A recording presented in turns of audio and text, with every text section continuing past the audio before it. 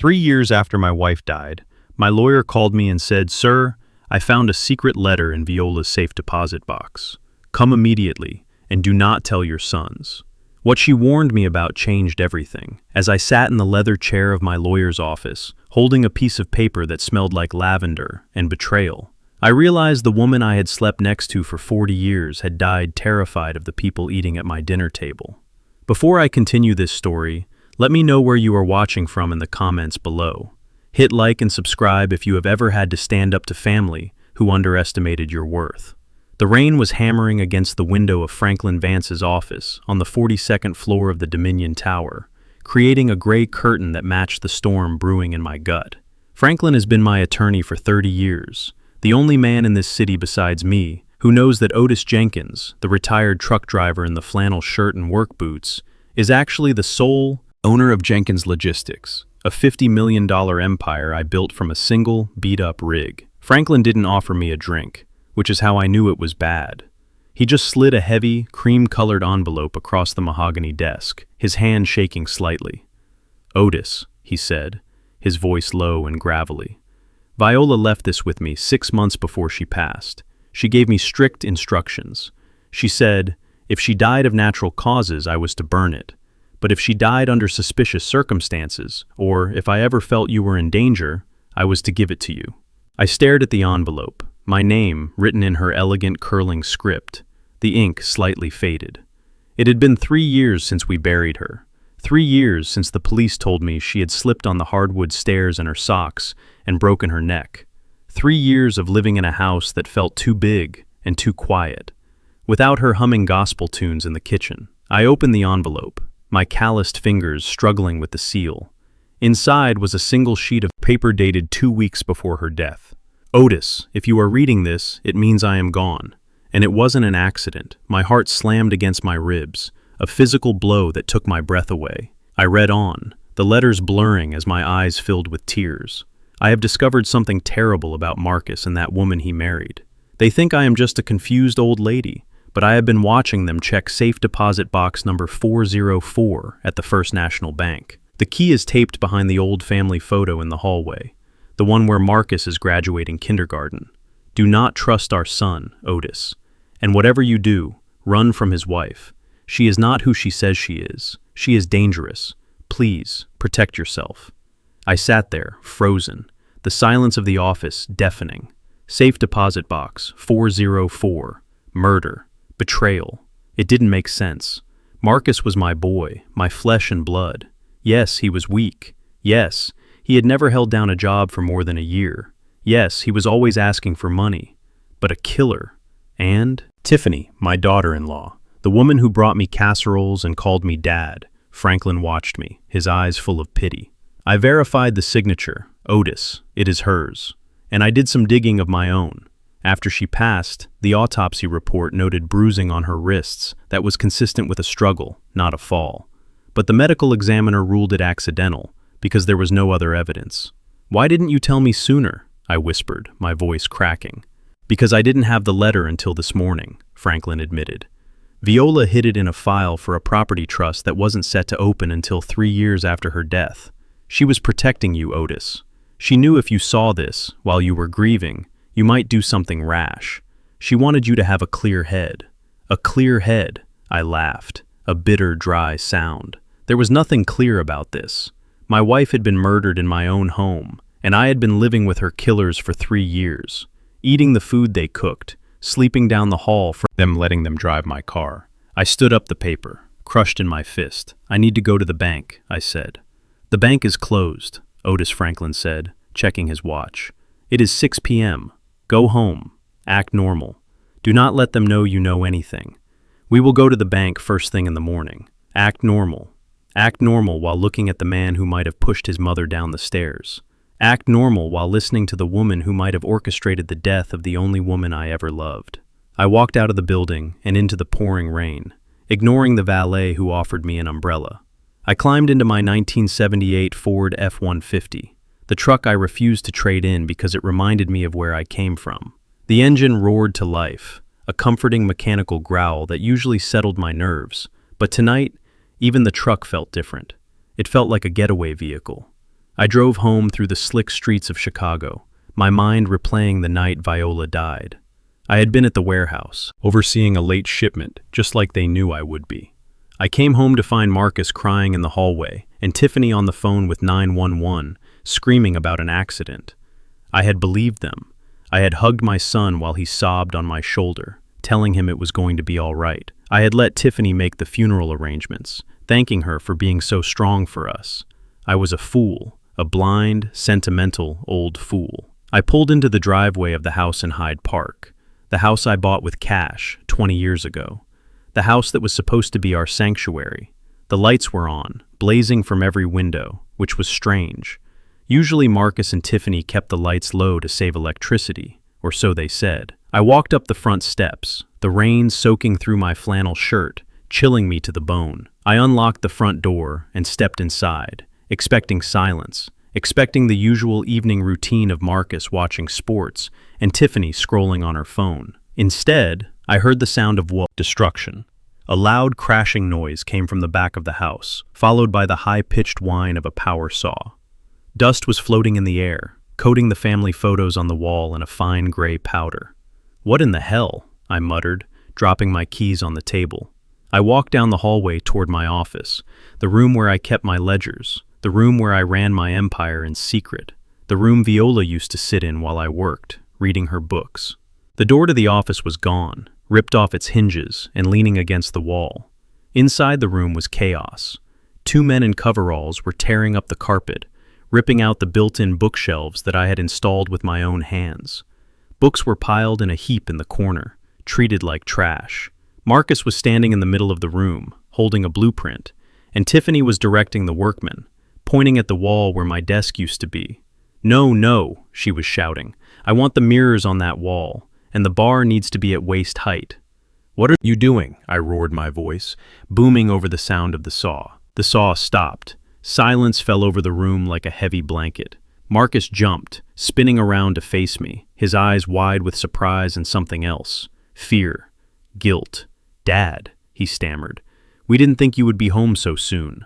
Tiffany recovered faster. She smoothed her white dress and stepped over a pile of debris, looking at me with that expression of condescending patience she reserved for children and the elderly. "We are renovating Otis," she said, as if that explained why they were destroying my sanctuary. "We talked about this, remember?" "We never talked about this," I said, stepping into the room, my boots crunching on the broken wood of my bookshelves. "Get these men out of here, now." "Oh, don't be dramatic, Otis," Tiffany sighed, waving a hand dismissively. "We need this space. Marcus and I are stressed. We need a place to center ourselves. I am turning this dusty old room into a yoga studio. It is going to be good for the energy of the house." "Yoga studio? You are tearing apart my office for a yoga studio." "It is not your office anymore, Dad," Marcus said, stepping forward, trying to look authoritative but failing. His eyes kept darting to the floor. "You are retired, remember? You don't need an office. You just sit in here and stare at the wall. It is depressing." "I don't stare at the wall. I run a business," I wanted to scream. "I run a company that employs 400 people and pays for the clothes on your back and the food in your stomach." But I couldn't say it. Not yet. I had to remember the letter, verify the box, keep the secret. "This is my house," I said, my voice low and dangerous, "and I did not give you permission to touch this room." "Technically, it is our house," Tiffany interjected, her voice sharp, stripping away the veneer of kindness. "Dad, you signed the deed over to us last year, remember? For tax purposes?" I felt the blood drain from my face. I remembered the papers they had brought me shortly after Viola died. Piles of legal documents. They said were to help manage the estate taxes I had been grieving. I had been in a fog. I had trusted them. "You tricked me," I whispered. "We helped you," Tiffany corrected, stepping closer, her perfume cloying and sweet, masking the smell of the sawdust. "You are getting older, Otis. You are forgetting things like how you agreed to this renovation last week." "I never agreed to this." "See, Marcus," she said, turning to my son. "See how confused he is? It is getting worse. We really need to think about that assisted living facility on the north side. They have memory care units." "Memory care?" I looked at them, looking at the smirk on Tiffany's face and the weak, avoidant eyes of my son. They weren't just taking my room, they were gaslighting me. They were setting the stage to declare me incompetent, just like Viola warned. "Get out," I said, pointing to the door. Not to the workmen, but to my family. "Dad, be reasonable," Marcus pleaded. I said, "Get out of this room," I shouted, grabbing a hammer that was lying on a sawhorse and gripping it until my knuckles turned white. "Put everything back the way it was, or so help me God, I will tear this house down around your ears." The workmen didn't need to be told twice. They grabbed their tools and scrambled out of the room, leaving a trail of dust. Marcus looked at the hammer in my hand, then at my face, and he saw something there that made him step back. He saw the man who used to haul steel across the country, not the tired old father he thought he could bully. "Fine," Marcus muttered, backing away. "We will talk about this later, when you have calmed down." He grabbed Tiffany's arm and pulled her out of the room. She glared at me over her shoulder, her eyes cold and calculating.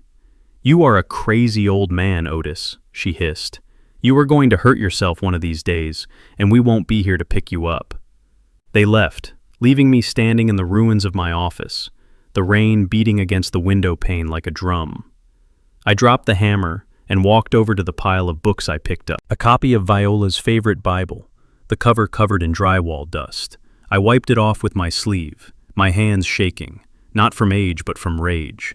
I looked at the wall where the safe was hidden behind a false panel. The workmen hadn't reached it yet, thank God. Inside that safe was the ledger, the proof of my wealth, the proof that I wasn't just a retired driver. I touched the pocket of my shirt, feeling the letter against my chest. "Don't trust our son," Viola had written. I looked at the empty doorway where Marcus had just stood, the son I had raised, the son I had loved, the son who had just watched his wife call me crazy while they destroyed my life. I didn't trust him anymore. And as I stood there in the dust and the shadows, I made a promise to my dead wife. I wasn't going to that memory care unit, and I wasn't going to let them take this house. I was going to find out what was in box 404, and then I was going to bring the whole world crashing down on their heads. They wanted a war. Well, they just declared one on the wrong man. I reached into my pocket and pulled out my flip phone, the old one I kept for emergencies. I dialed a number I hadn't used in years, a number that belonged to a man named Tiny, who used to run security for my trucks, a man who owed me his life. "Tiny," I said when he answered, his voice rough with sleep. "It is Otis. I need a favor. I need you to watch my house, and I need you to find out everything there is to know about a woman named Tiffany Miller." I hung up and sat down on the floor amidst the wreckage of my life, waiting for the morning, waiting for the bank to open, waiting for the truth to finally set me free or kill me. The yoga studio was just the beginning. They didn't know it yet, but they had just broken the seal on their own destruction. The smell of natural gas is unmistakable. It smells like rotten eggs and danger, and it hit me the moment I walked into the kitchen the next morning. I had barely slept, my mind racing from the destruction of my office and the letter burning a hole in my pocket. I had come down to make coffee, black and strong, the way I had for 50 years, but the air was thick and heavy with fumes. I froze my hand halfway to the stove dial, looking at it. The knob was turned all the way to the right, hissing softly, pumping explosive gas into the home I had built with my own sweat and blood.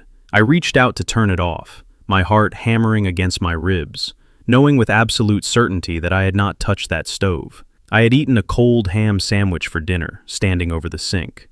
I hadn't even boiled water. Before my fingers could touch the dial, the kitchen door burst open behind me. "Dad, what are you doing?" Marcus screamed, his voice shrill with a panic that sounded rehearsed. I spun around, just as Tiffany came rushing in behind him, holding a handkerchief to her nose, her eyes wide with fake terror. "Oh my God, he is trying to kill us," she shrieked. "He left the gas on again. Marcus, I told you, he isn't safe." "I didn't leave anything on," I said, my voice rough from lack of sleep. "I haven't used the stove in 24 hours. "Liar," Tiffany spat, stepping closer, her face twisted in disgust. "Look at it, Otis. Look at the dial. It is wide open. You probably forgot, just like you forgot to lock the front door yesterday. Just like you forgot where you put your keys. You are losing it, old man, and you are going to blow us all up." I looked at Marcus, expecting him to defend me, expecting him to use his brain, and realized that his father, who had driven hazardous materials across 3 state lines for a decade without a single safety violation, would not leave a stove running. But Marcus wouldn't meet my eyes. He was looking at the floor, his hands clenching and unclenching at his sides. "Dad," he said, his voice quiet, guilty. "You are getting forgetful. We have noticed it for a while now. The confused looks, the wandering. Maybe you did turn it on and just forgot." I felt a cold chill that had nothing to do with the morning air. They were gaslighting me, literally and figuratively. They were rewriting my reality, trying to make me doubt my own mind. "I am not senile, Marcus," I said, stepping forward, my voice rising. "I am as sharp as I ever was, and I know for a fact that this woman—" "Don't you dare come near me," Tiffany screamed, cutting me off, backing away as if I were a monster with a knife. "Marcus, get him away from me. He is aggressive. Look at his eyes. He is having an episode." Marcus stepped between us, his face hardening, the weak boy vanishing, replaced by something desperate and dangerous. "Back off, Dad," he said, putting his hands on my chest. I looked at his hands, the hands I had held when they were tiny and soft, the hands I had taught to throw a baseball, the hands I had greased with oil when I taught him. To fix an engine, those hands were now pushing me, pushing his father. "Son," I said warningly, "get your hands off me." "No," Marcus shouted, and then he shoved me. It wasn't a gentle push. It was a hard, violent shove meant to hurt, meant to dominate.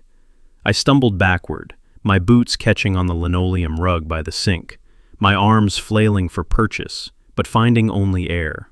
I hit the floor hard, my hip taking the brunt of the impact, a sharp, white, hot pain shooting up my spine, stealing the breath from my lungs. I lay there for a second, stunned, staring up at the ceiling, at the water stain shaped like a cloud that Viola used to say looked like an angel. My own son had put his hands on me in anger. My own son had knocked me down.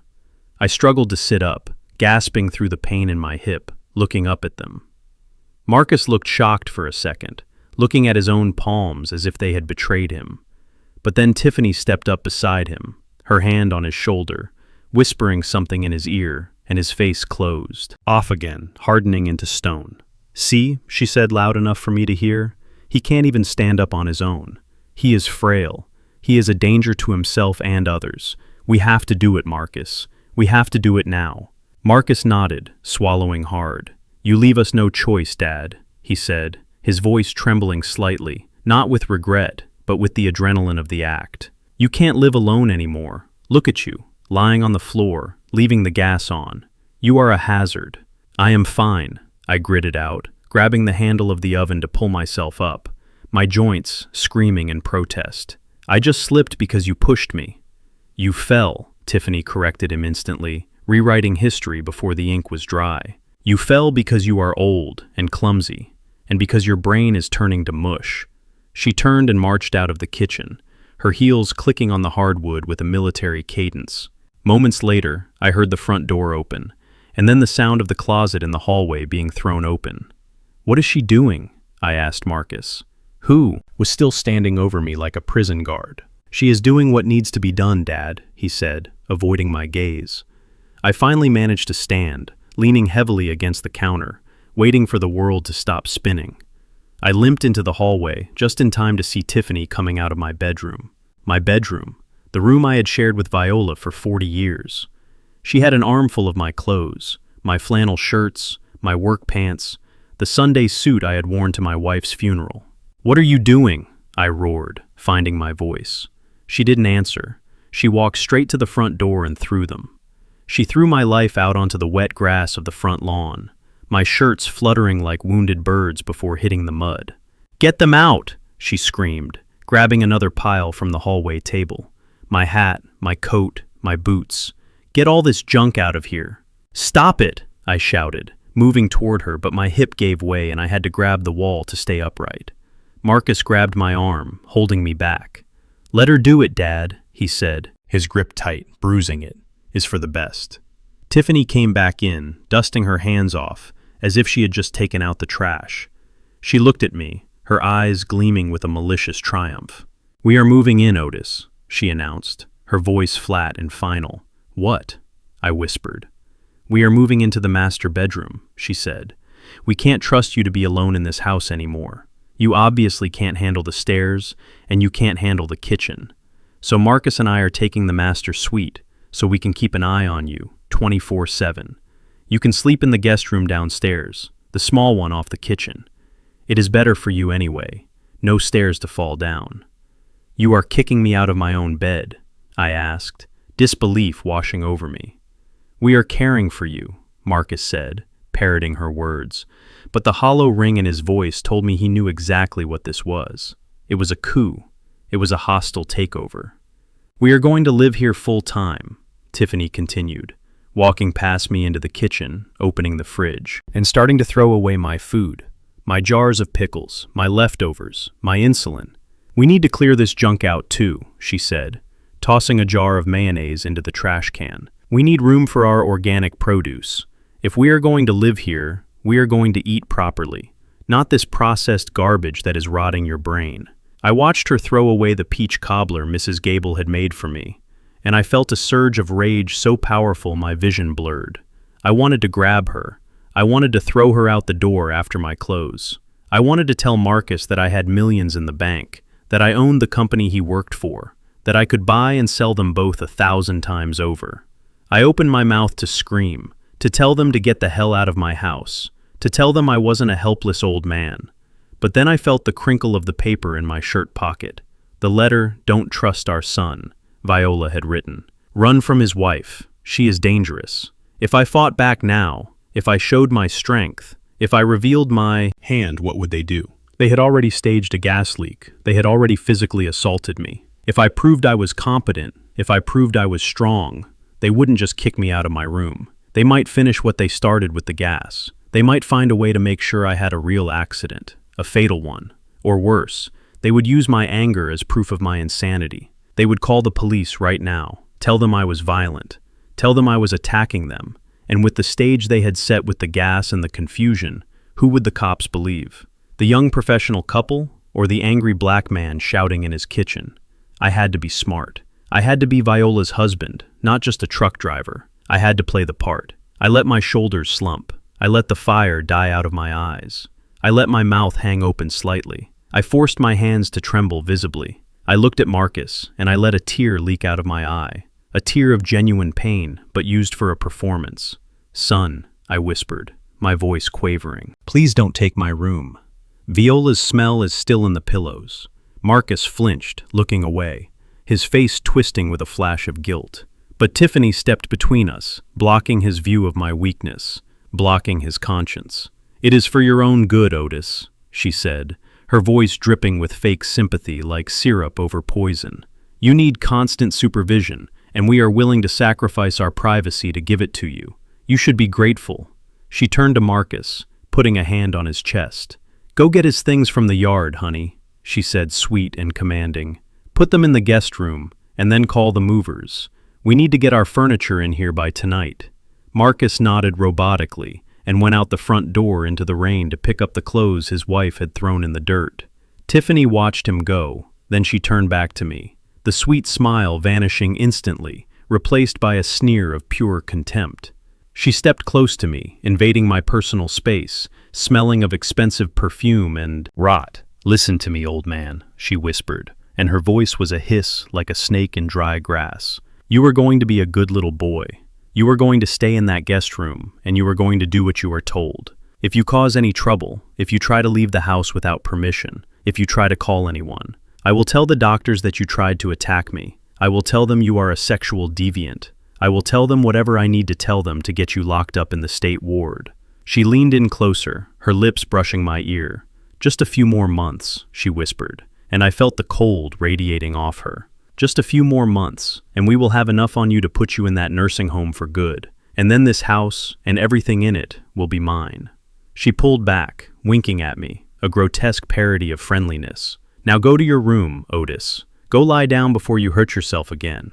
I stood there for a moment, letting the humiliation wash over me, letting the pain in my hip throb. Looked at this woman, this intruder, this enemy. I lowered my head, feigning defeat. "Yes, ma'am," I mumbled, shuffling my feet, dragging my bad leg a little more than necessary. I turned and walked slowly toward the small guest room off the kitchen, the room that used to be a pantry, the room with the small window that looked out onto the alley. I went inside and closed the door. I sat on the narrow twin bed, the springs creaking under my weight. I heard them outside, heard Marcus coming back in, wet and breathless, heard Tiffany issuing orders, heard the sounds of them taking over my sanctuary. I reached into my pocket and pulled out the letter, pressing it to my lips. "I am not weak, Viola," I whispered to the empty room. "I am just waiting." I lay back on the bed, staring at the ceiling, listening to the enemies celebrating their victory. Let them think they won. Let them think I am broken. Let them think I am a senile old fool, because a fool is invisible, and an invisible man can see everything. I closed the bed, my eyes, and began to plan. They had moved into my house, but they had just moved into a trap they didn't even know existed. And when the steel jaws finally snapped shut, I was going to be the one smiling. Life in the guest room was a slow suffocation. The walls were painted a dull beige that reminded me of the waiting room in a state hospital, and the single window looked out onto the brick wall of the neighbor's garage, leaving the room in a perpetual twilight that messed with your sense of time, which I suppose was exactly what they wanted. I spent my days sitting on the edge of the lumpy twin mattress, listening to the sounds of my house being colonized. I heard the heavy tread of Marcus's boots on the hardwood floors I had laid myself. I heard the high click of Tiffany's heels as she paced the hallway, talking on her phone, planning renovations, planning parties, planning a future that was built on my grave. They treated me like a ghost, or perhaps more accurately, like a stray dog they had reluctantly agreed to feed. I was not allowed in the living room because Tiffany said my presence made her anxious. I was not allowed in the kitchen while she was cooking because she said I got in the way. So I waited in my cell until they called me for meals, shuffling out with my head down, playing the part of the broken old man they desperately wanted me to be. Breakfast was the worst part of the day.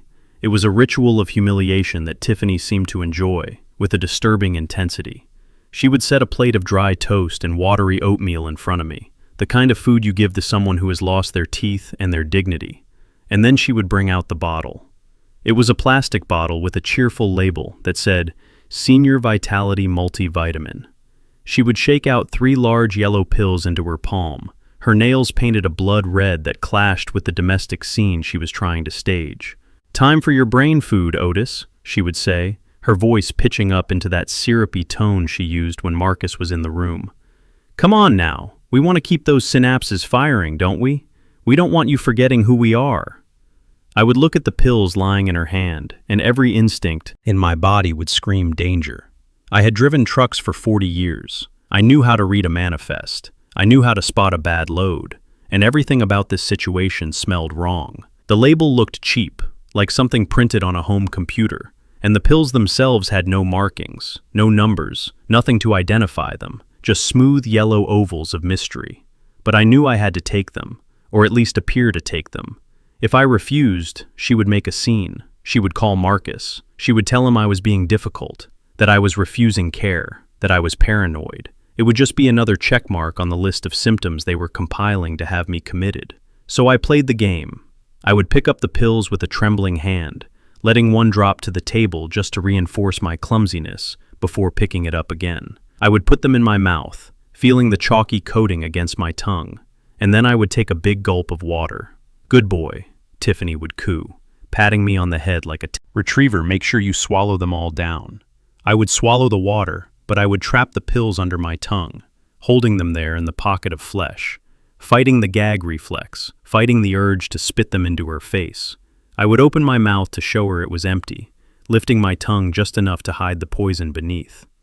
She would smile, satisfied with her control over me, and turn back to the counter to make her green smoothie. And the moment her back was turned, the moment the blender roared to life, masking any sound, I would bring my hand up to my mouth, cough into my napkin, and spit the pills out into the paper.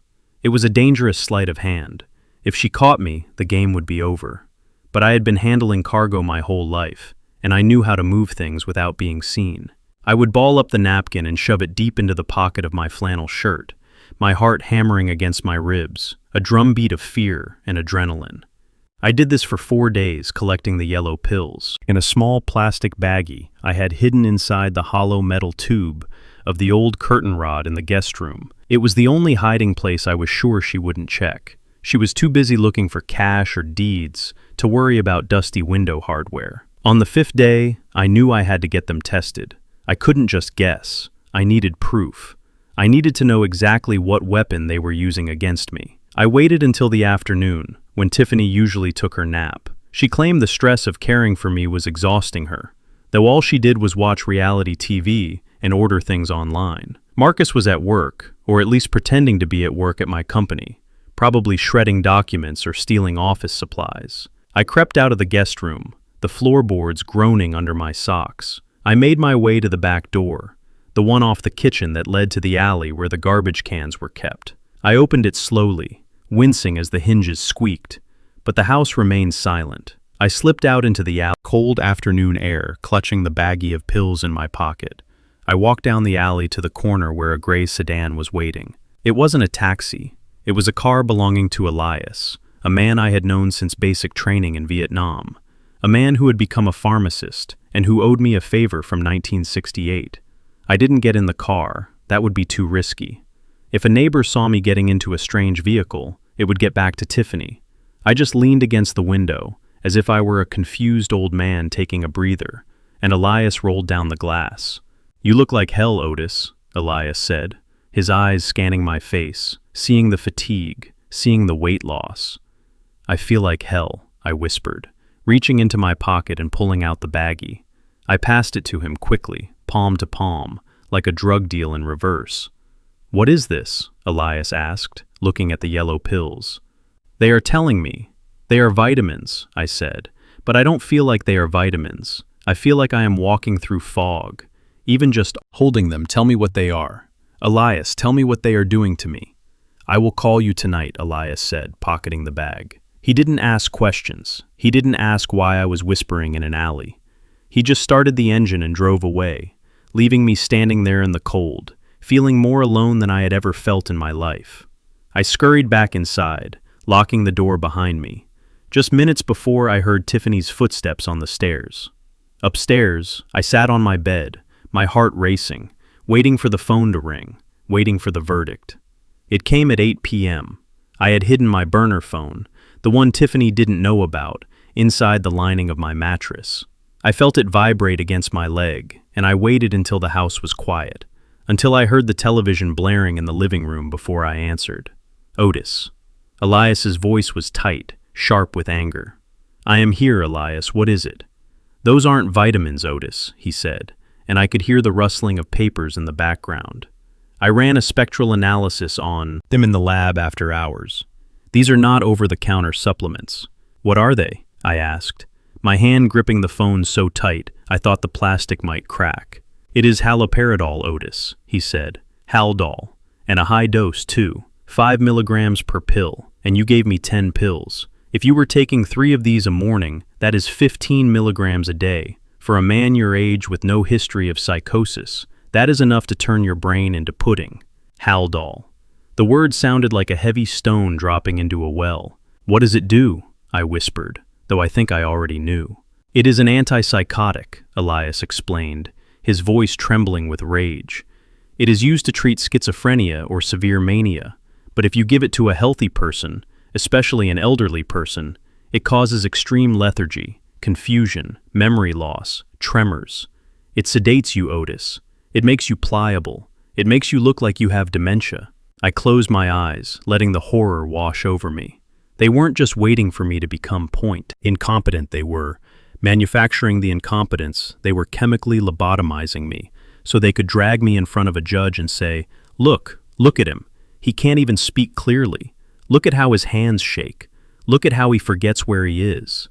They were poisoning me. They were murdering the man I was, leaving only a shell behind so they could pick the meat off my bones. "How long?" Elias asked. "How long have you been taking these?" "I haven't," I said. "I have been spitting them out." "Thank God," Elias breathed. "Thank God." "Otis, listen to me. You cannot stay there. This is attempted poisoning. This is a felony. You need to call the police. You need to get out." "I can't," I said, my voice flat. Not yet, Otis. They are trying to destroy your mind. I know, I said. I know. But if I leave now, they win. They get the house. They get the money. They get away with what they did to Viola. I need more. I need them to hang themselves completely. Otis, you are playing with fire. I am fire, I said, and then I hung up. I lay back on the bed, the darkness of the room pressing down on me. I thought about the pills, the yellow ovals of oblivion. I thought about Tiffany's smile as she handed them to me, the way she called it brain food, the sheer sadism of it. But then my mind went to Marcus, and the pain that hit me wasn't the sharp stab of betrayal. It was a dull, crushing weight that made it hard to breathe. My son knew. There was no way he didn't know. Tiffany might be the one handing me the pills, but Marcus was the one paying the bills. Marcus was the one who watched me swallow them. Marcus was the one who saw his father stumbling, who saw his father's hands shaking when I feigned the side effects and he did nothing. He watched me fade. He watched the light go out of my eyes, and he didn't stop it. I remembered teaching him to drive in the parking lot of the old stadium, his hands gripping the wheel, his eyes wide with fear and excitement. I remembered telling him that a man takes care of his responsibilities, that a man protects his family. I had failed. I had failed as a father, because I had raised a man who would stand by and watch his wife poison his own father, just so he wouldn't have to work for a living. I turned my face into the pillow and let out a sob, a single ragged sound of pure agony. He wasn't just greedy. He wasn't just weak. He was evil. He had looked at me, the man who wiped his tears and paid his tuition and bailed him out of every mistake he ever made, and he had decided that I was worth more to him as a vegetable than as a father. The grief was a physical thing, a hollow ache in my chest where my heart used to be. I wanted to hate him. I wanted to burn with rage, but in that moment, all I felt was a terrible, cold sorrow. My son was dead. The boy I loved was gone, replaced by this stranger who would drug an old man to steal his house. I wiped my eyes with the back of my hand, the rough skin scraping against my cheek. I sat up in the dark. They wanted a crazy old man. They wanted a confused, stumbling, drooling invalid. Fine, I would give them the performance of a lifetime. I would take their poison and I would spit it out. But I would act out every symptom Elias had described. I would shake. I would forget names. I would wander the halls at night screaming at ghosts. I would make them think their plan was working perfectly. I would let them get comfortable. I would let them get arrogant. I would let them think the old lion was toothless and dying. And then, when they reached for the crown, I would bite their hands off. I stood up and walked to the window, looking out at the brick wall, looking at nothing. The tears were gone now, replaced by a cold, hard resolve. Goodbye, Marcus, I whispered to the night. You made your choice and now you have to live with the consequences. I went back to bed and slept the sleep of the dead, preparing for the role I was born to play, the victim who was actually the executioner. I waited until the grandfather clock in the hallway chimed 2 in the afternoon, the time when Tiffany usually retreated to the master bedroom for what she called her beauty rest. But what I knew was actually hours of scrolling through social media and buying things she couldn't afford. I listened for the heavy thud of Marcus's boots leaving for the liquor store, a daily ritual he tried to hide, but failed because I knew the smell of cheap whiskey better than anyone. The house was silent, a heavy, suffocating silence that felt like a held breath. I slipped out of the guest room, my shoes in my hand, stepping carefully on the floorboards I knew would creak. I moved like a shadow in the home I had paid for, creeping toward the back door with the stealth of a man escaping a prison camp.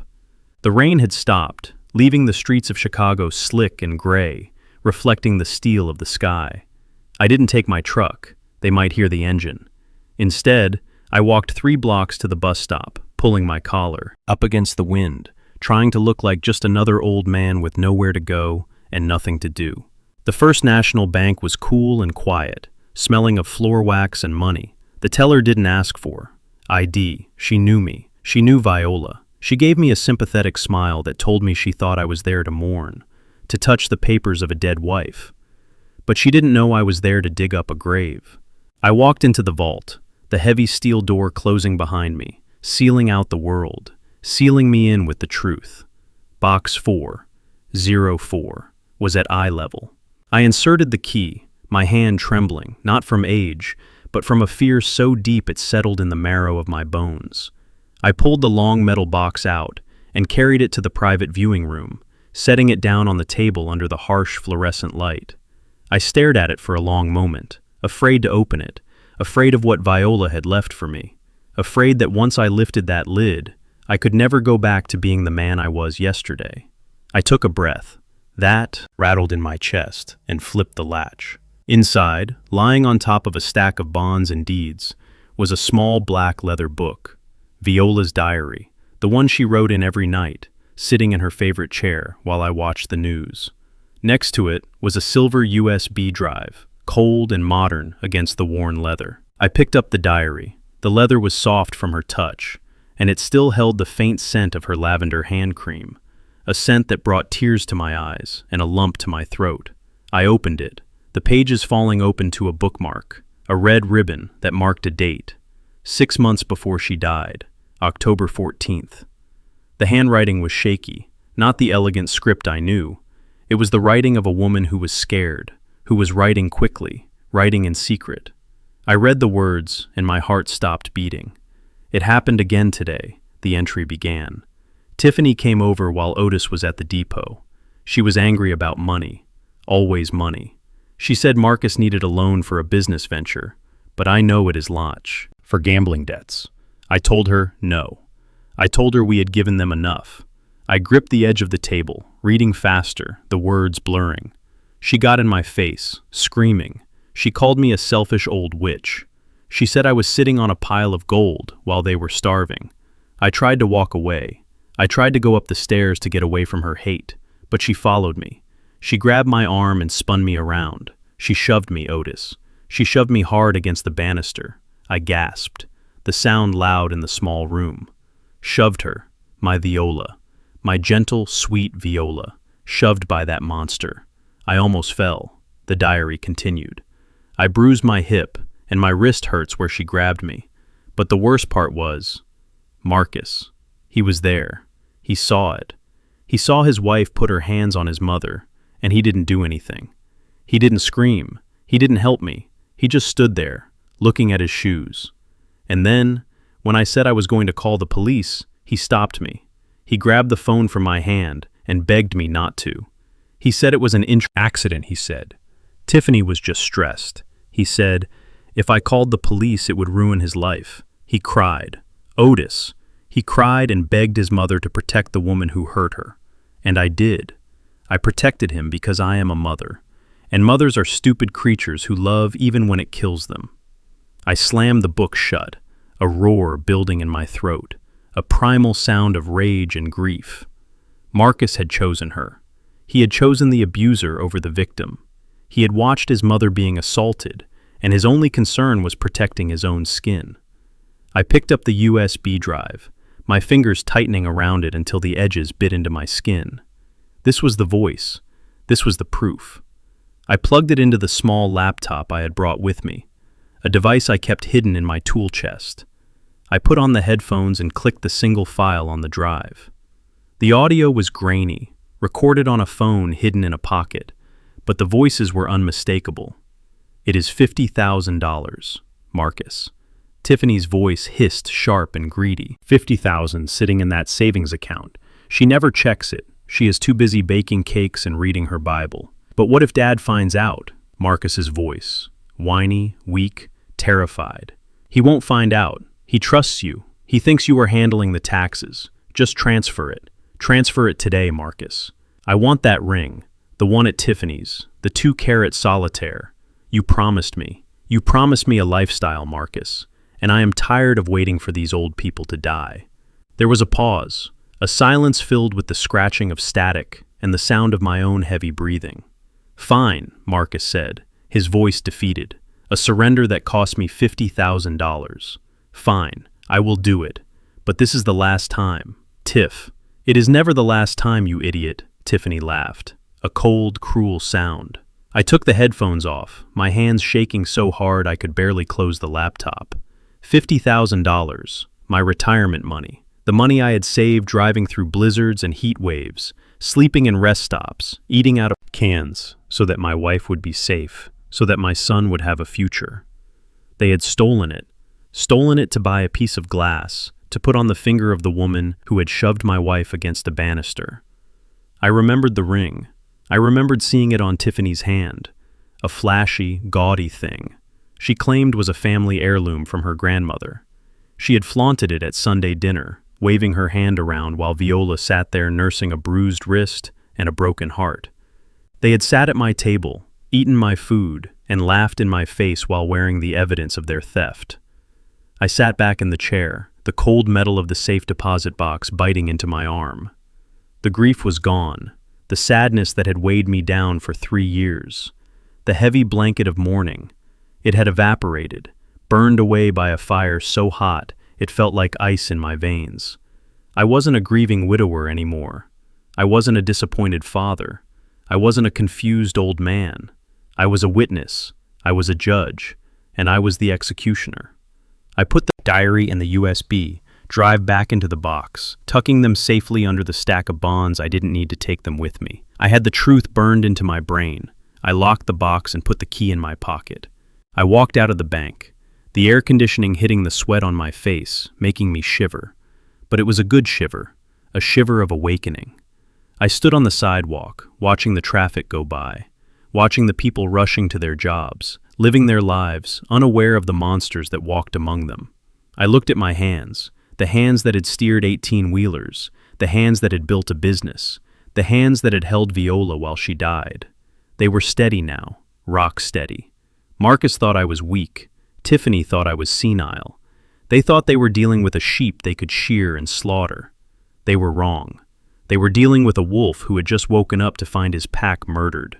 I turned and began the walk back to the bus stop, my stride long and purposeful. This limp in my hip forgotten, ignored. I was going back to that house. I was going back to the guest room. I was going to eat their watery oatmeal and take their poison pills and pretend to be the fool. But every time I looked at Marcus, I would see the coward who let his mother be hurt. And every time I looked at Tiffany, I would see the thief who wore my sweat on her finger. I wasn't going to just kick them out. I wasn't going to just call the police. That was too easy. That was too clean. I was going to destroy them.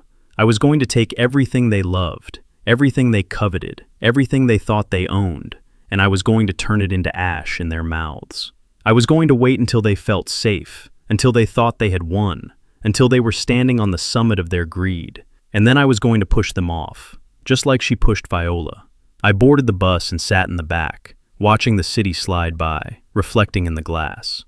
The old Otis Jenkins died in that vault. Today, the man who came out was something else entirely, something cold, something hard, something that wouldn't stop until the debt was paid in full. The walk back from the bus stop was the longest mile I have ever traveled, not because of the distance, but because of the transformation I had to undergo with every step I took toward that house. I had to shed a layer of the man I truly was. I had to strip away the intelligence, the strength, and the dignity that I had spent 75 years building brick by brick. I had to hollow myself out until I was nothing but the shell they expected to see, the husk of a man whose mind was leaking out of his ears. I stopped at the end of the driveway and looked up at the house. The lights were blazing in the living room, casting long shadows on the lawn that looked like prison bars. I took a deep breath, letting the cold air fill my lungs for the last time as a free man. Then I let my shoulders slump forward, curving my spine into a question mark. I let my jaw go slack, letting my mouth hang open just enough to look vacant. I relaxed the muscles in my face, erasing the lines of determination and replacing them with the smooth blankness of confusion. I wasn't Otis Jenkins, the CEO, anymore. I was just Otis, the burden. I shuffled up the steps, dragging my left foot heavily on the concrete, creating a scraping sound that announced my arrival like a warning bell. I fumbled with the doorknob, intentionally missing it twice before pushing the door open and stumbling into the hallway. "Honey," I called out, my voice trembling and high-pitched, completely unlike my natural baritone. "Honey, are you home?" I wasn't calling for Tiffany. I was calling for Viola, knowing full well she had been in the ground for 3 years. I walked into the living room, blinking against the harsh light of the TV. Tiffany was sprawled on my leather recliner, a glass of wine in her hand, watching some reality show where women screamed at each other over dinner. Marcus was sitting on the floor, assembling a piece of cheap furniture, probably something to replace the antiques they were planning to sell. "Viola?" I asked, looking around the room, my eyes darting frantically from corner to corner. "Viola, did you start the pot roast? I smell onions." Tiffany sat up so fast, she spilled wine on her white shirt, but she didn't curse. Instead, a slow, cruel smile spread across her face. She reached for her phone, her thumb swiping up to open the camera app. "Marcus, look," she whispered loud enough for me to hear. "He is having an episode. Get the light." Marcus looked up, his face pale and tired. "Dad, Mom is dead, remember? She died 3 years ago." I looked at him with a blank stare, tilting my head like a confused dog. "Dead? No, she was just here. She was wearing her blue dress, the one with the white flowers. She said she was making roast." I started to wander around the room, lifting sofa cushions, looking behind the curtains, muttering to myself, "Viola, come on now, don't play games. I am hungry. Where did you put the gravy boat?" Tiffany was filming now, holding the phone steady, her eyes gleaming with the predatory focus of a shark. She followed me around the room, documenting every stumble, every confused utterance.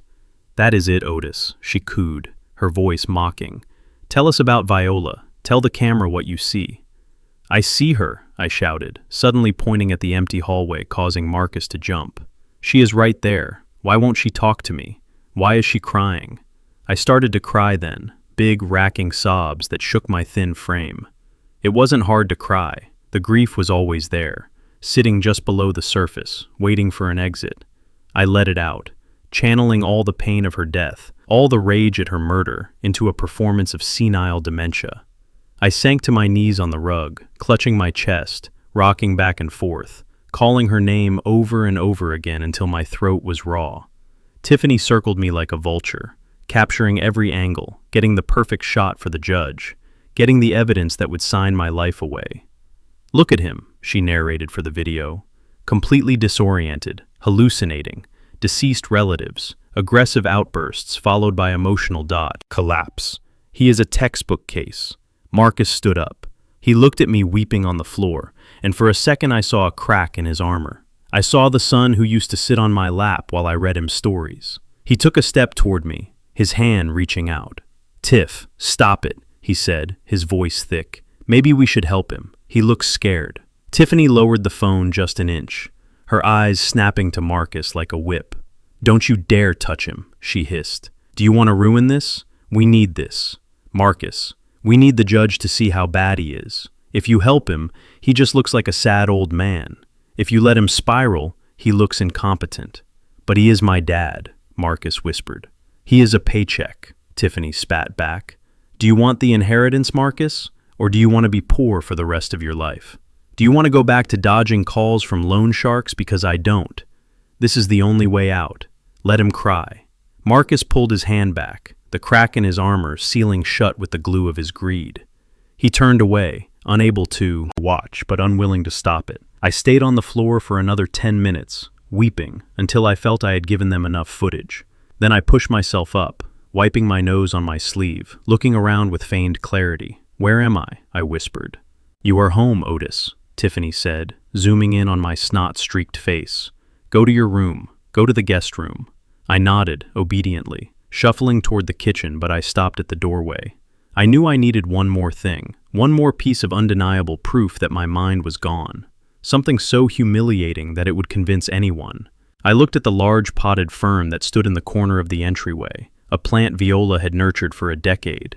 I walked over to it, fumbling with the buckle of my belt. "Dad, what are you doing?" Marcus shouted, seeing me. I ignored him. I pushed my pants down just enough, and I urinated right into the planter, the sound loud and unmistakable in the quiet house. "Oh my God," Tiffany squealed, but she didn't look away. She kept the love. Camera rolling, moving closer to get the shot. "Oh my God, that is disgusting.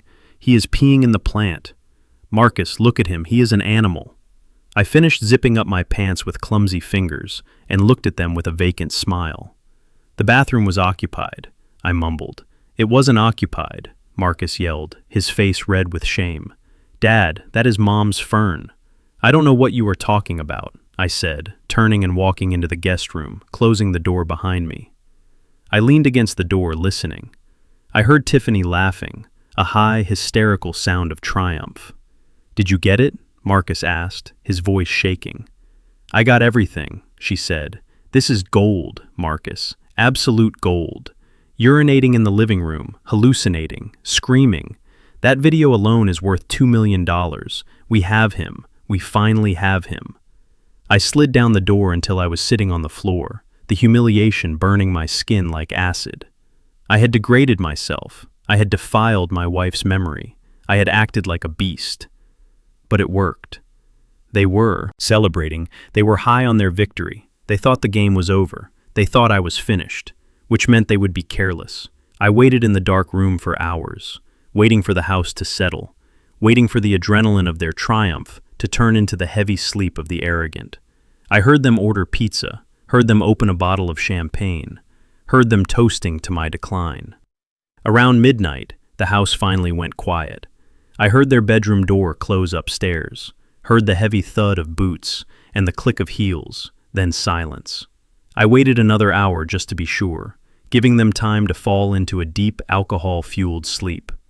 Then I moved. I didn't shuffle this time. I moved with the silent precision of a cat. I opened the guest room door, avoiding the squeaky hinge I had oiled earlier with a drop of cooking oil. I crept through the kitchen, through the living room, past the fern that smelled of my shame, and up the stairs. Every step was a calculation. I stayed to the edges of the stairs where the wood was supported, avoiding the center treads that groaned. I reached the landing and looked at their door. It was closed but not locked. Why would they lock it? They were the jailers, and I was just the confused prisoner downstairs. I turned the knob slowly, a millimeter at a time, pushing the door open just enough to slip through. The room smelled of stale pizza and expensive perfume. Moonlight filtered through the blinds, illuminating the bed where my son and his wife lay sleeping, entangled in the sheets. I stood over them for a moment, my heart hammering against my ribs, a cold sweat breaking out on my forehead. If they woke up now, if they saw me standing here, not confused, not shaking, but focused and deadly, the game would be over. They would know. But they didn't stir. Marcus was snoring softly, his mouth open. Tiffany had an eye mask on, oblivious to the danger. Standing 3 feet away, I reached into my pocket and pulled out the devices I had bought from a spy shop in the period city 3 years ago. Devices I had meant to use to track shipments but never did. They were small black discs, no bigger than a quarter, with adhesive backs. I knelt down beside the nightstand on Tiffany's side of the bed, moving with agonizing slowness. I reached under the wood, feeling for a flat surface. I pressed the disc into place, counting to 5 to make sure it stuck. 1 down. I moved to the dresser across the room, the one where they piled their keys and wallets. I stuck the second disc behind the heavy mirror, pressing it into the frame. 2 down. I needed 1 more, one that would catch everything, even the whispers in bed. I crawled to the foot of the bed, lying flat on my stomach, inching forward across the carpet until I was under the bed frame, the dust bunnies tickling my nose. I reached up and stuck the 3rd disc to the center support beam, right beneath where they slept. 3 down. I backed out slowly, retracing my path, sliding out from under the bed. Standing up silently, I looked at them one last time. Sleep tight, I thought.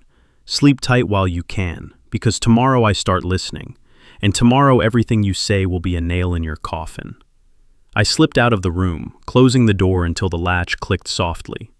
I went back down the stairs, back to the guest room, back to my prison. I lay down on the narrow bed, my heart slowly returning to a normal rhythm. I felt dirty. I felt exhausted. I felt a deep, profound sadness for the man I had to become to survive this. But as I closed my eyes, I saw the image of Viola's diary. I heard the sound of her voice on the recording. They had taken my dignity today. They had made me play the fool. But I had planted the seeds of their destruction right under their heads.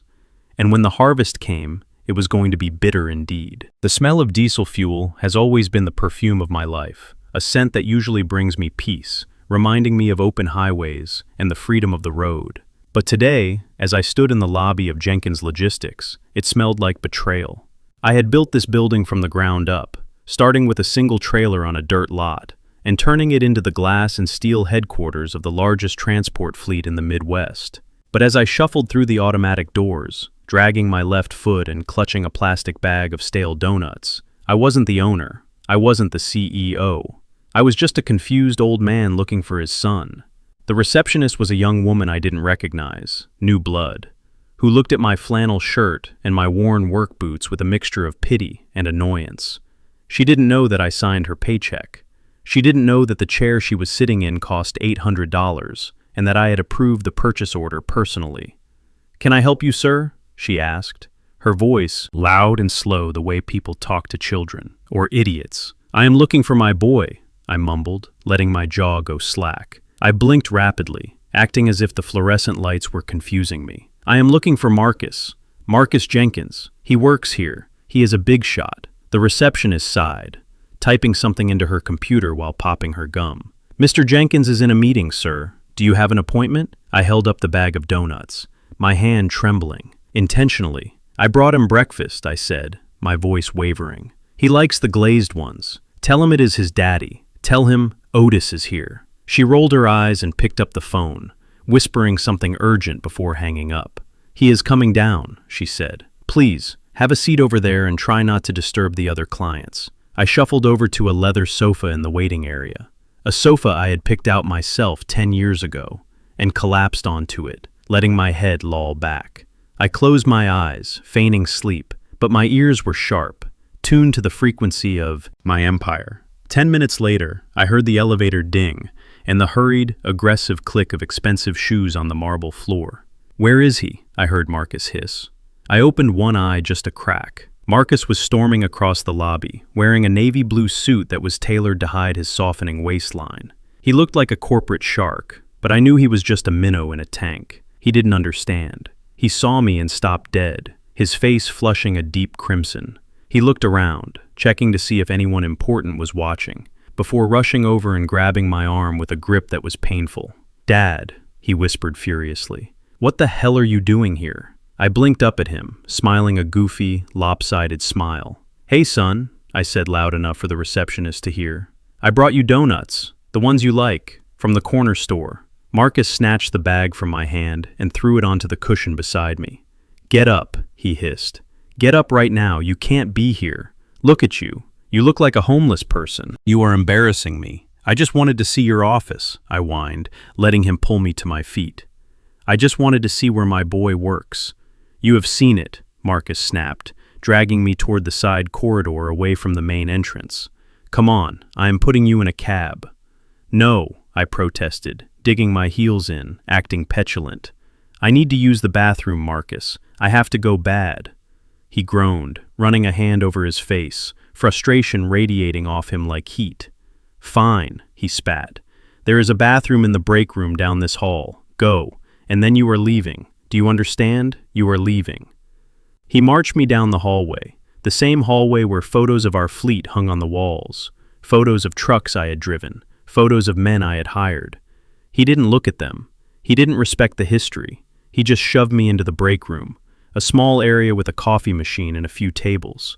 "Go," he pointed at the bathroom door, "and hurry up. I have a meeting in 5 minutes." I went into the bathroom and locked the door. I flushed the toilet immediately to make noise. Then I pressed my ear against the wood, waiting.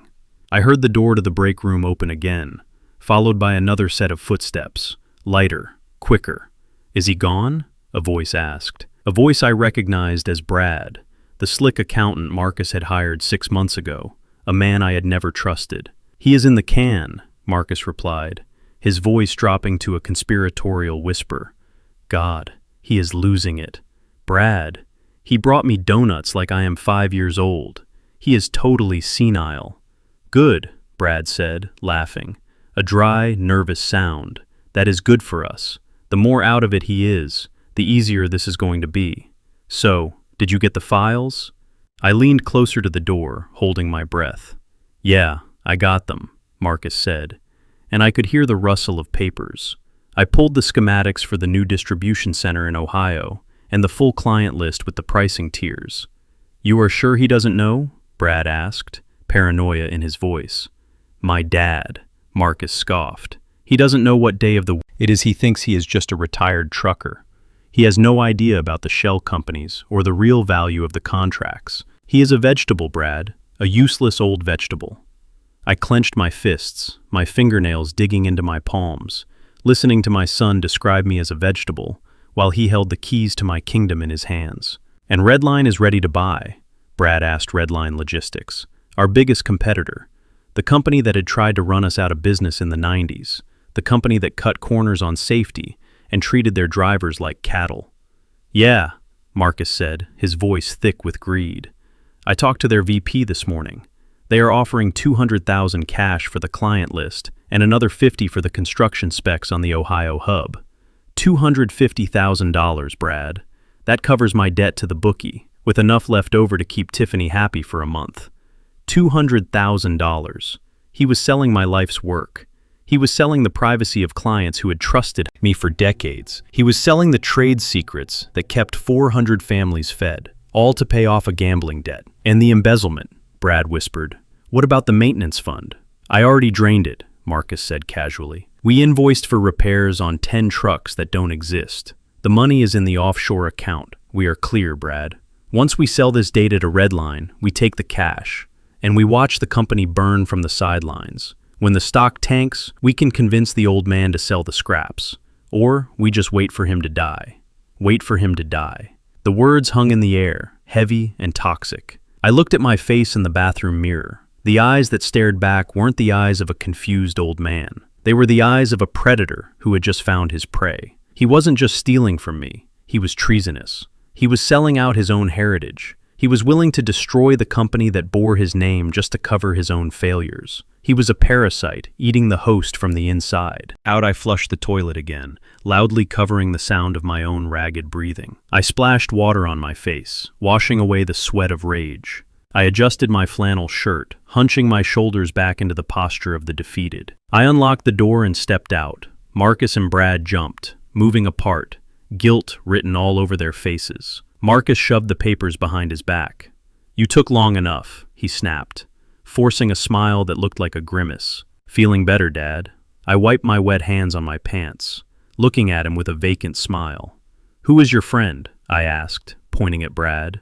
"This is Brad. He works with me," Marcus said dismissively. "Now come on. I called you a cab. It is waiting out back."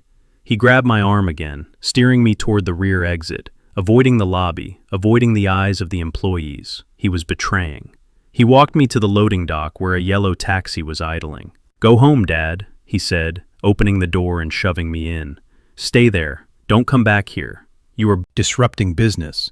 I looked at him sitting in the back of the cab, looking at the son who had just sold me out. "You are a good boy, Marcus," I whispered, my voice cracking intentionally.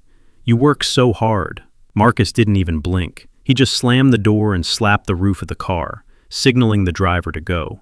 I watched him walk back into the building, back to his partner, back to his crime. As the taxi pulled away, I sat up straight, the slump in my spine vanishing instantly, the confusion in my eyes replaced by a cold, hard clarity. "Driver," I said, my voice deep and authoritative, "pull over around the corner." The driver looked at me in the rearview mirror, surprised by the change in tone, but he obeyed, pulling to the curb. I reached into my boot and pulled out the secure satellite phone I kept strapped to my ankle, the one device Tiffany hadn't found, the direct line to the top. I dialed a number I knew by heart. It rang once. "Jenkins Logistics, Executive Office." A man's voice answered, crisp and professional. "Henderson," I said. There was a pause on the line, a silence of recognition and respect. "Mr. Jenkins," the voice said, the tone shifting instantly to deference. "Sir, I wasn't expecting a call. Is everything all right?" "No, Henderson, everything is not all right," I said, staring at the brick wall of my warehouse, listening to the hum of the city. "I need you to do something for me, and I need you to do it exactly as I say." "Anything, sir?" "Marcus Jenkins," I said, saying the name like a curse. "Yes, sir, the Midwest Regional Manager. He is currently in the building," I said. "He has a set of files in his possession. specifically the Ohio distribution schematics and the Tier 1 client list. He is planning to meet with a representative from Redline Logistics within the next 24 hours to sell that data. My God, Henderson gasped. Sir, should I have security detain him? No, I barked, cutting him off. No, do not touch him. Do not let him know you know. Do not restrict his access. Sir, I want to catch him in the hour. Act Henderson, I said, my voice dropping to a growl. I want him to feel safe. I want him to think he has gotten away with it. Let him make the meat. Let him hand over the files. Let him take the money. I want you to put a tracker on his car. I want you to mirror his email server. And I want you to have a team ready to move on my command. But until then, you treat him like the prince of the company. Do you understand? I understand, sir, Henderson said, his voice shaky. He thinks I am senile, Henderson, I said. He thinks I am a vegetable. I will make sure he continues to think that, sir. Good, I said, and Henderson. Yes, sir. When this is over, I want you to draft a termination letter for Marcus Jenkins, for cause effective immediately, and I want you to prepare the legal team. We are going to need to file charges for corporate espionage and grand larceny. Charges against your son, sir. He isn't my son anymore, I said, cold as ice. He is a corporate rat, and we exterminate rats.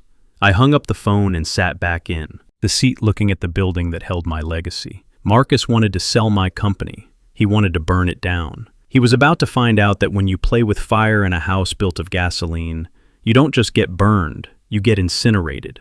Driver, I said, take me home. I had a performance to finish and a trap to spring. The balloons were the first insult. They were bright red and blue, bobbing against the ceiling of the living room like festive tumors, tied with ribbons that curled like snakes. My birthday wasn't for another 4 months, but that didn't matter to Tiffany. Dates were just details, and details were irrelevant when you were orchestrating a public execution of a man's character. She had filled my house, my sanctuary, with strangers, people I didn't know, people she called friends, but who were really just an audience needed for the final act of her play. I sat in the corner, in the wingback chair that used to be Viola's, wearing a party hat that dug into my forehead, the elastic strap snapping against my skin. I looked ridiculous. I knew I looked ridiculous, a 75-year-old man dressed up like a toddler at a birthday party. But that was the point. She wanted me to look foolish. She wanted me to look diminished. The room was buzzing with chatter, the clinking of glasses and the high-pitched laughter of people drinking free champagne. Tiffany had gone all out, hiring a caterer, putting out trays of shrimp and tiny sandwiches, spending my money to entertain the jury she had assembled. I scanned the room through half-closed eyes, playing the part of the dozing, senile old man. There were neighbors, people who had lived next to me for 20 years, but who hadn't spoken to me since the rumors started. Rumors Tiffany had planted about my aggression, about my wandering mind. They looked at me now with pity and fear, staying well back from my chair, as if dementia were contagious. There was a man in a gray suit standing near the fireplace, sipping scotch and watching me with cold, clinical eyes. That was Dr. Eris, the psychiatrist Tiffany had found, the one who charged $500 an hour to sign papers without asking questions. He wasn't here to diagnose me. He was here to condemn me. And there was a woman with a briefcase standing by the door, tapping her foot impatiently. A lawyer, I recognized. From the television, a shark who specialized in conservatorships, the kind of lawyer you hire when you want to strip someone of their rights and do it legally. Marcus was moving through the crowd, playing the role of the devoted, suffering son, shaking hands, accepting condolences for a father who wasn't even dead yet. He looked tired, his eyes darting toward me every few seconds, checking to make sure I was still sitting there, still quiet, still playing the fool. I let my head loll to the side and let a little drool escape the corner of my mouth. I saw Dr. Eris make a note on a small pad in his pocket. Good. Let him write. Let him document the decline. Let them all think the lion is sleeping. Tiffany clapped her hands, the sound cutting through the noise like a gunshot. Everyone, she announced, her voice projecting with the practiced charm of a stage actress. If I could have your attention, please. The room went quiet, faces turning toward her. She stood in the center of the room, looking radiant in a dress that cost more than my first truck, her hand resting possessively on Marcus's shoulder. Thank you all for coming, she said, smiling a sad, brave smile. "We know it is a little early for Otis's birthday, but given his condition, we thought it was important to celebrate while we still can, while he can still recognize the people who love him." A murmur of sympathy rippled through the crowd. "Poor Tiffany," they whispered. "She is a saint taking care of him like that." "It has been a hard year," she continued, dabbing at a dry eye with a lace handkerchief. "Watching Otis fade has been the hardest thing Marcus and I have ever had to do. We have tried everything to keep him here in his home, to keep him safe. But as many of you know, it is becoming dangerous." She paused, letting the weight of her lie settle over the room. "He leaves the gas on," she said, her voice trembling. "He wanders at night. He gets confused and aggressive. We found him urinating in the houseplants yesterday." The crowd gasped, scandalized eyes turning. To me, filled with disgust, I didn't flinch. I just stared blankly at a balloon floating near the ceiling, humming a discordant tune under my breath. "We realized," she said, squeezing Marcus's hand, "that we can't give him the care he needs anymore. We are not doctors. We are just children who love him too much to see him suffer." She turned to me, her face twisting into a mask of overwhelming love. "Otis, Daddy," she cooed, walking over to me, her heels sinking into the carpet. "We have a surprise for you, a gift." She reached into a large gift bag that had been sitting by the fireplace and pulled out a glossy brochure with a ribbon tied around it. "I want you to be safe, Otis," she said, handing it to me loudly so everyone could hear. "I want you to be somewhere where people can look after you, 24 hours a day." I took the brochure, my hands shaking intentionally. I fumbled with the ribbon, tearing it clumsily. It was a brochure for Shady Pines, a state-run facility on the south side. A place I knew. A place. Drivers whispered about a warehouse for the dying, where the smell of urine was permanent and the staff turnover was higher than the survival rate. It was the cheapest, nastiest hole in the city. A place you sent people when you wanted them to rot, quickly and cheaply. "Look, Otis," Tiffany said, pointing at a picture of a bleak common room with plastic chairs. "Isn't it beautiful? They have activities. They have bingo. They have a garden. It is going to be like a vacation to hell," I thought. I looked up at her, looking into her eyes, and I saw the triumph there. She had won. She had humiliated me in front of everyone. She had the doctor, she had the lawyer, and now she had the public narrative. She was the hero, and I was the burden being gently released. The room was silent, waiting for my reaction, waiting for the crazy old man to throw a fit or to cry. I knew this was the moment. I knew if I let this pass, I would be in that van by morning. I felt the small plastic baggie in my pocket, the one I had palmed earlier, the one containing the white powder I had found under the seat of Marcus's car 3 days ago when I was pretending to wash it for him. Fentanyl, pure uncut death, the drug he was trafficking, the drug that had paid for Tiffany's dress. I had been saving it, waiting for the right moment to plant it, but looking at her smug face, looking at the fake pity in the eyes of my neighbors, I knew the moment was now. I stood up slowly, my knees popping, acting as if the effort was enormous. "Tiffany," I croaked, my voice wet and confused. "Yes, Daddy," she said, leaning in, expecting gratitude or confusion. "I don't want to go," I whispered, letting my lower lip tremble. "I want to stay with Viola." "Oh, Otis," she sighed loudly for the audience. "Viola isn't here, remember? You need to go where you will be safe." She reached out to pat my arm, a gesture of dismissal. I lurched forward as if my legs had given out. I stumbled, crashing into her, my shoulder hitting her chest hard enough to knock the wind out of her. "Oh," she gasped, staggering back, her high heels twisting on the carpet. I flailed my arms, grabbing at her for support, grabbing at her expensive silk blouse, grabbing at the strap of the designer purse that hung from her shoulder. "Help me," I shouted. "Help, I am falling."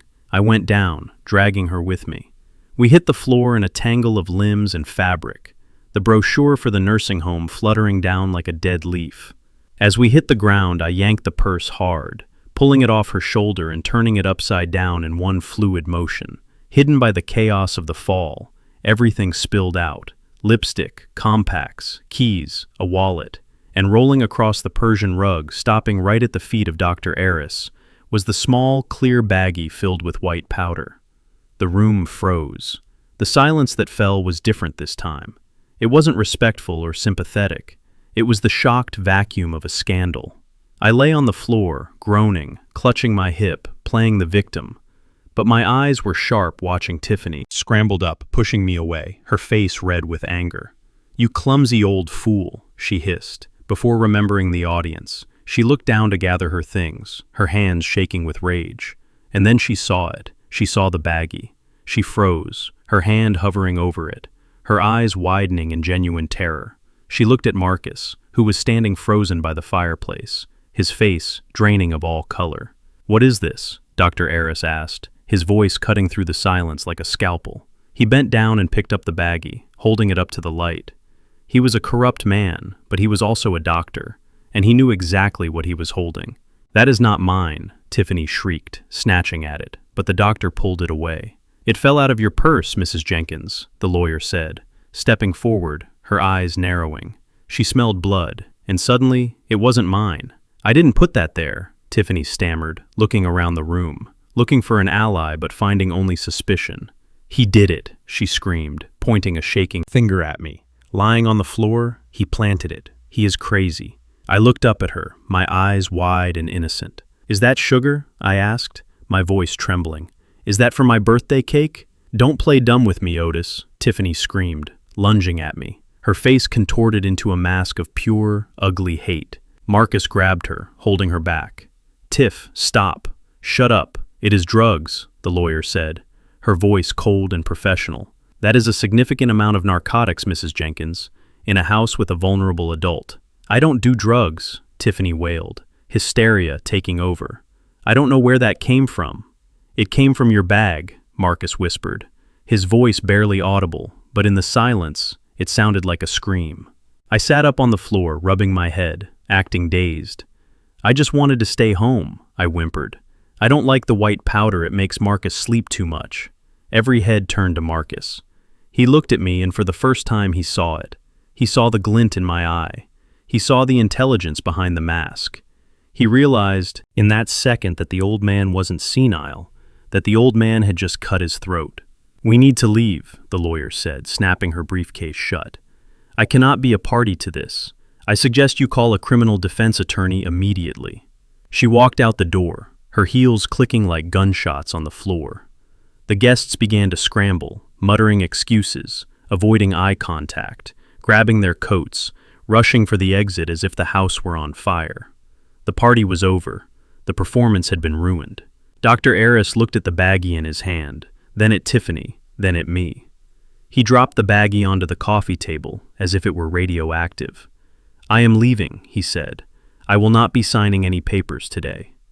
He followed the crowd out, leaving only the four of us in the ruins of the party, me on the floor, Marcus and Tiffany standing over the evidence of their crime, and the ghost of Viola watching from the shadows. Tiffany turned to Marcus, hitting him on the chest. "You idiot," she hissed. "You told me the car. It was clean. You told me you got rid of it." "I did," Marcus said, his voice rising in panic. "I swear I did, Tiff. I don't know how it got there." I groaned loudly, drawing their attention back to me.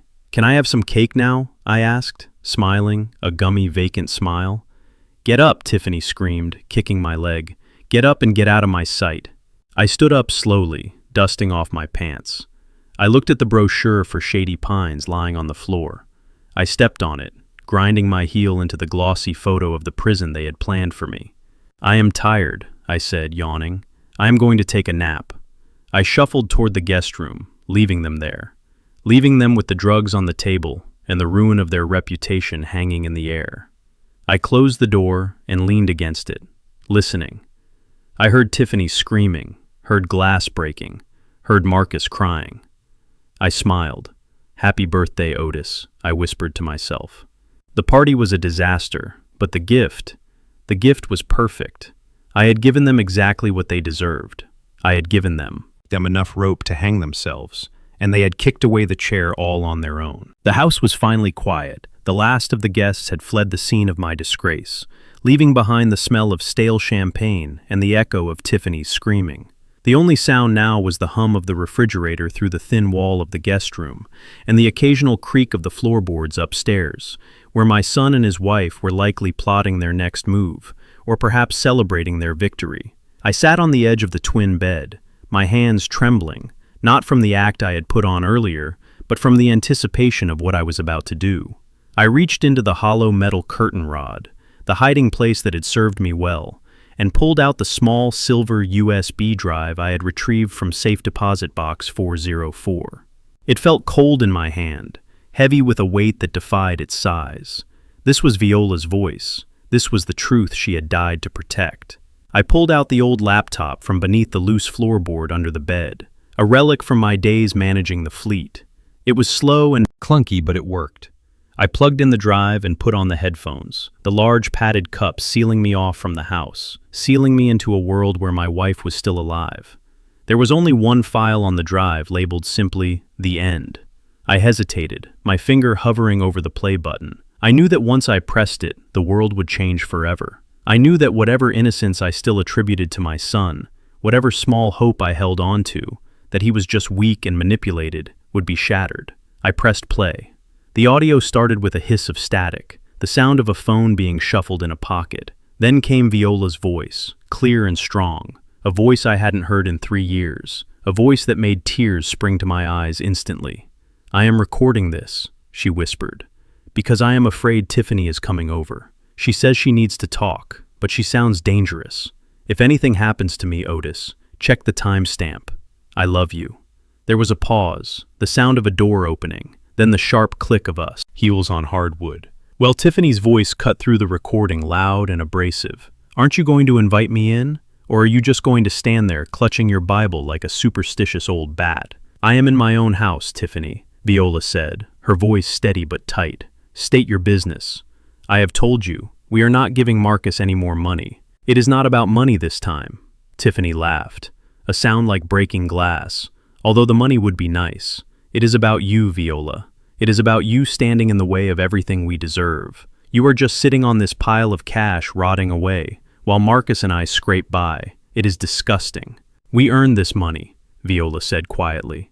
"Otis worked for 50 years, and now he is old and you are useless," Tiffany spat.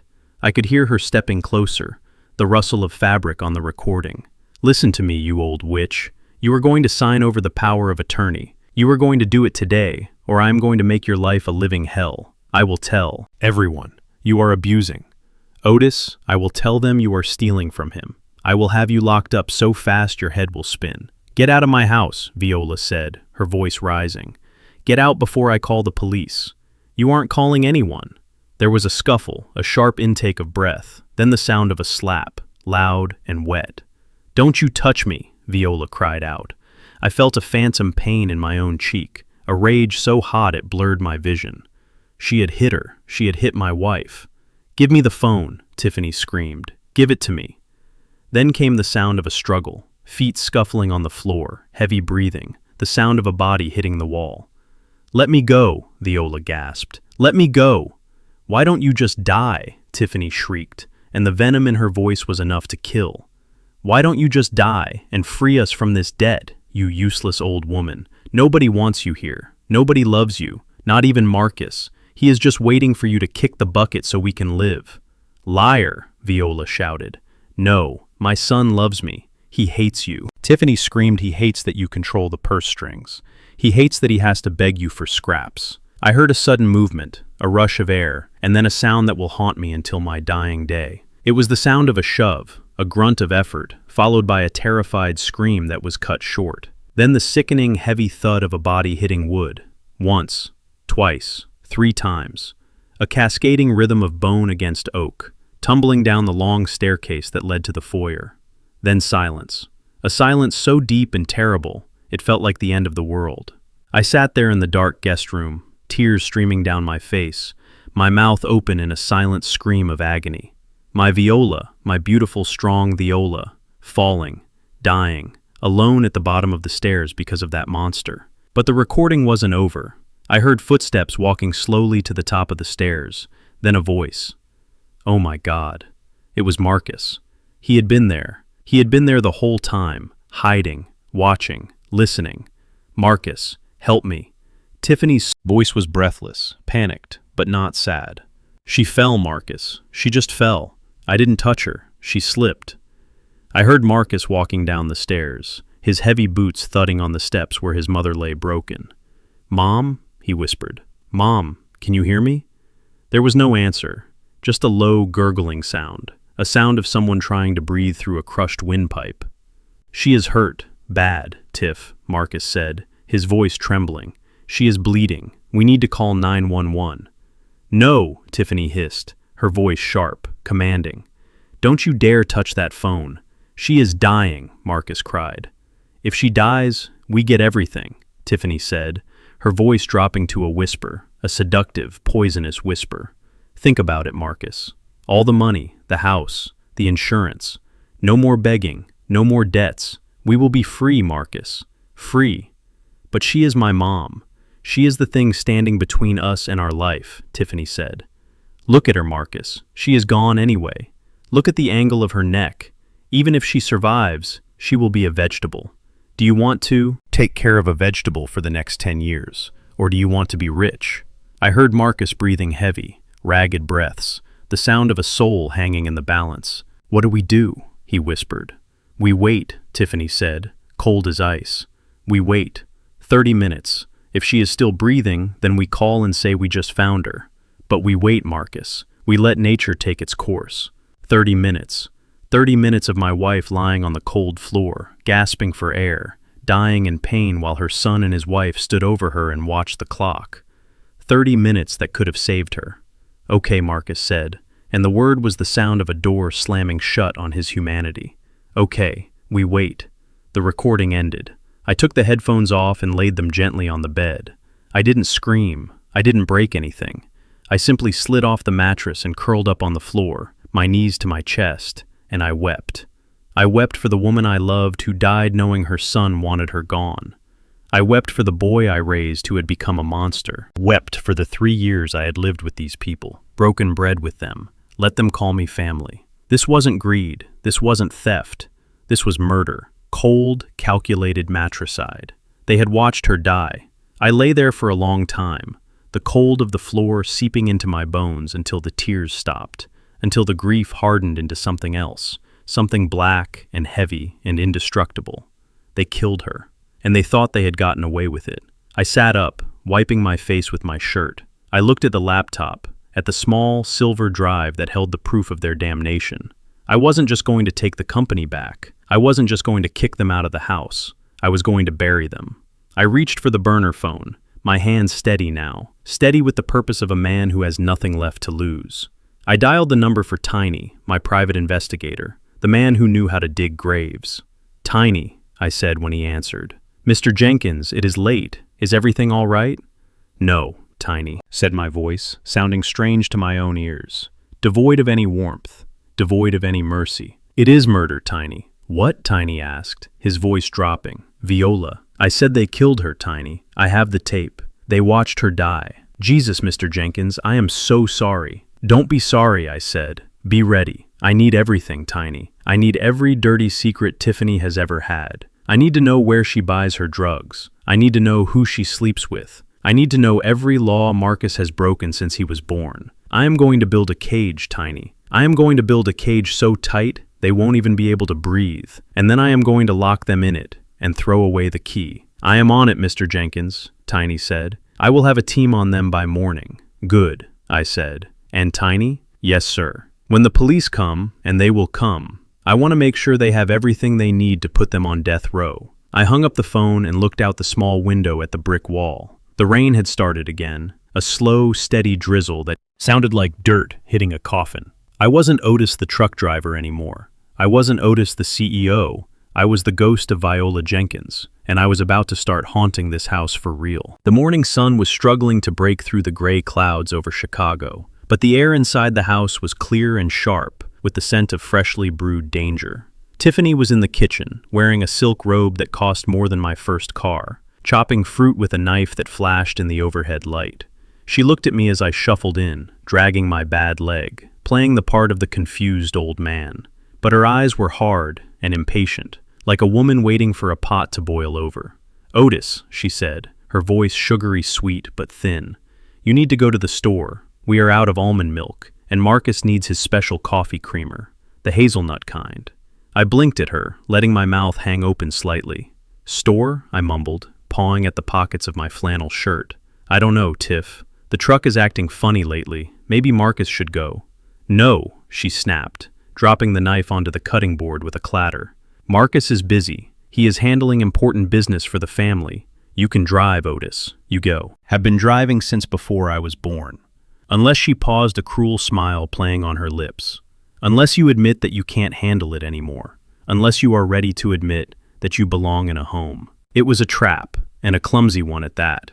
If I refused, she would use it as proof of my incompetence.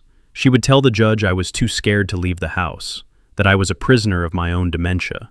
But if I went, well, I had a feeling. I knew what was waiting for me on the road. I looked at the keys hanging by the door, the keys to my 1978 Ford F-150, the truck I had bought brand new the year Marcus was born, the truck that had never let me down in 40 years. I will go, I said quietly, taking the keys, my hand trembling just enough to sell the performance. I will get the milk. Good, she said, turning back to her fruit. Don't take too long, Otis. Traffic is bad today. I walked out to the driveway, the cold, damp air biting at my face. I walked around the truck, patting the hood like I always did, checking the tires out of habit. Everything looked fine, but I didn't look underneath. I didn't check the lines. I was playing the fool, and fools don't do pre-trip inspections. I climbed into the cab, the smell of old leather and stale tobacco comforting me like a warm blanket. I turned the key, and the engine roared to life, a deep, throaty rumble that shook the frame. I backed out of the driveway, looking up at the house one last time. I saw the curtain in the master bedroom twitch. Someone was watching. Someone was waiting for the show to begin. I pulled out onto the main road, merging with the mid-morning traffic. I drove slowly, keeping to the right lane, letting cars pass me, letting them honk. I was just an old man in an old truck going to the store. But as I approached the hill on State Street, the one that leads down toward the river crossing, my gut tightened. A feeling I hadn't had since I was hauling steel through the Rockies in a blizzard. A primal instinct that screamed, danger. Took my foot off the gas, letting gravity take the truck down the slope. The speedometer creeping up. 30, 35, 40. The light at the bottom of the hill turned red, cross traffic flowing like a river of metal. I moved my foot to the brake pedal, pressing down, expecting the firm resistance of the hydraulics, expecting the truck to slow. My foot went all the way to the floor. There was no resistance, no friction, just the sickening feeling of a pedal hitting the metal floorboard without engaging anything. I pumped it once, twice, 3 times. Nothing. I was doing 45 miles an hour in a 2-ton steel box with no way to stop, and a line of cars stopped at the red light in front of me. Panic flared hot and white in my chest for a split second. The urge to scream, to close my eyes. But then, the training took over.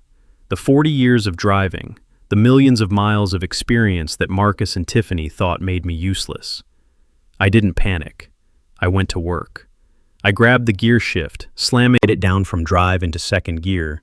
The transmission screamed metal grinding against metal, the engine roaring in protest as the RPMs redlined. The truck bucked, slowing slightly but not enough. I yanked the emergency brake, pulling the handle with all the strength left in my old arm. The rear tires locked, smoking, screeching against the asphalt. The truck fishtailing violently, sliding sideways toward the oncoming traffic. I fought the wheel, steering into the skid, keeping the nose pointed away from the minivan full of kids in the next lane, away from the bus stop crowded with people. I saw the gap to my right, a drainage ditch, a steep, muddy embankment that led down to a concrete culvert. It was a suicide run, a guaranteed wreck, but it was the only way to stop without killing someone else. I cranked the wheel hard to the right. The truck left the road, going airborne for a terrifying second before slamming down into the mud, the suspension groaning and snapping, the windshield shattering into a million diamonds as the nose of the truck plowed into the earth. The airbag didn't deploy. The truck was too old for that. Instead, my chest hit the steering wheel hard, the impact knocking the air from my lungs, my head whipping forward and cracking against the dash. Then silence. A silence broken only by the hiss of steam from the radiator and the ticking of cooling metal. I lay there, slumped over the wheel, tasting blood, tasting dust, tasting the bitterness of betrayal. I wasn't dead. I checked my limbs, wiggling my toes, clenching my fingers. Pain radiated from my ribs, and my forehead was wet. But I was alive. The old Ford had taken the beating for me, sacrificing its metal body to save mine. I heard voices shouting, people running down the embankment, hands pulling at the jammed door. "Sir, sir, can you hear me? Don't move. Help is coming." I let them pull me out. I let them lay me on the wet grass. I let the paramedics fuss over me, checking my pupils, taking my blood pressure. I didn't speak. I just stared at the sky, at the gray clouds drifting by, thinking about the cut line, thinking about the knife, thinking about my son. The police arrived within minutes, sirens wailing, lights flashing. A young officer with a kind face knelt beside me. "Sir, can you tell me what happened?" I opened my mouth to speak, to tell him about the brakes. But then I saw a car pull up on the shoulder. A sleek black BMW screeched to a halt, and Marcus jumped out, running down the hill, slipping in the mud, his face a mask of performative terror. "Dad!" he screamed. "Dad! Are you okay? Oh my God!" He threw himself down beside me, grabbing my hand, his eyes wide and wet. I told him not to drive. He wailed, looking up at the officer, grabbing the policeman's sleeve like a child seeking comfort.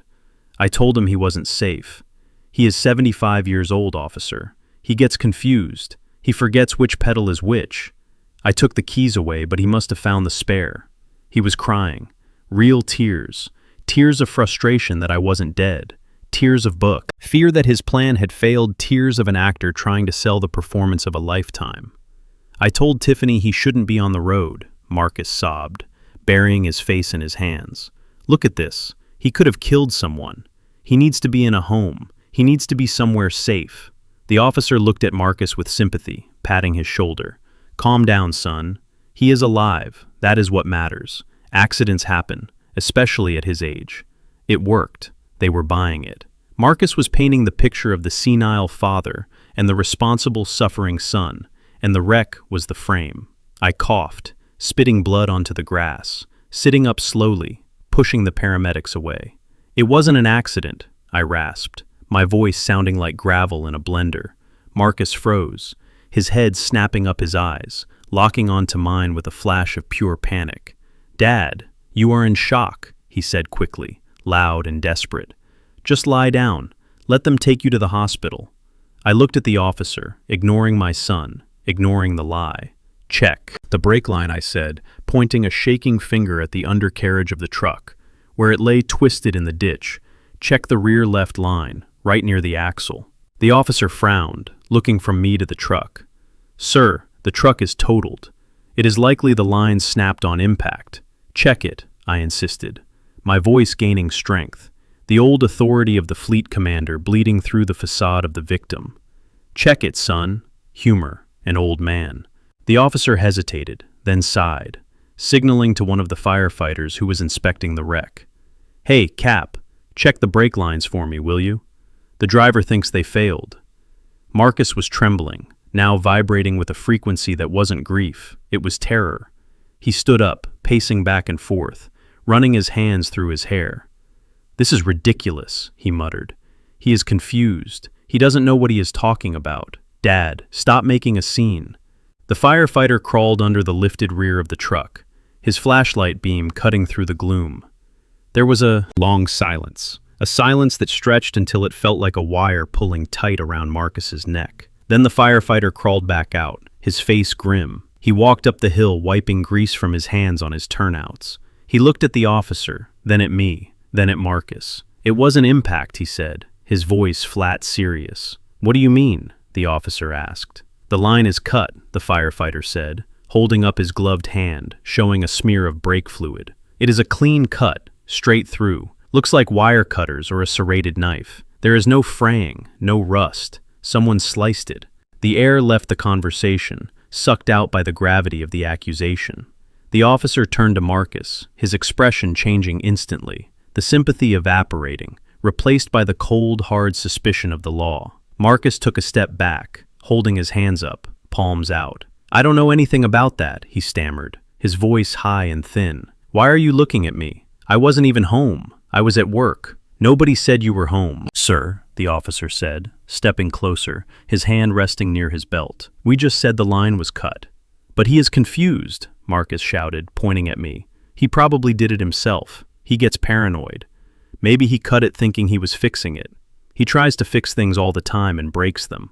I looked at my son, looked at the desperation in his eyes, the willingness to accuse his father of sabotage to save his own skin.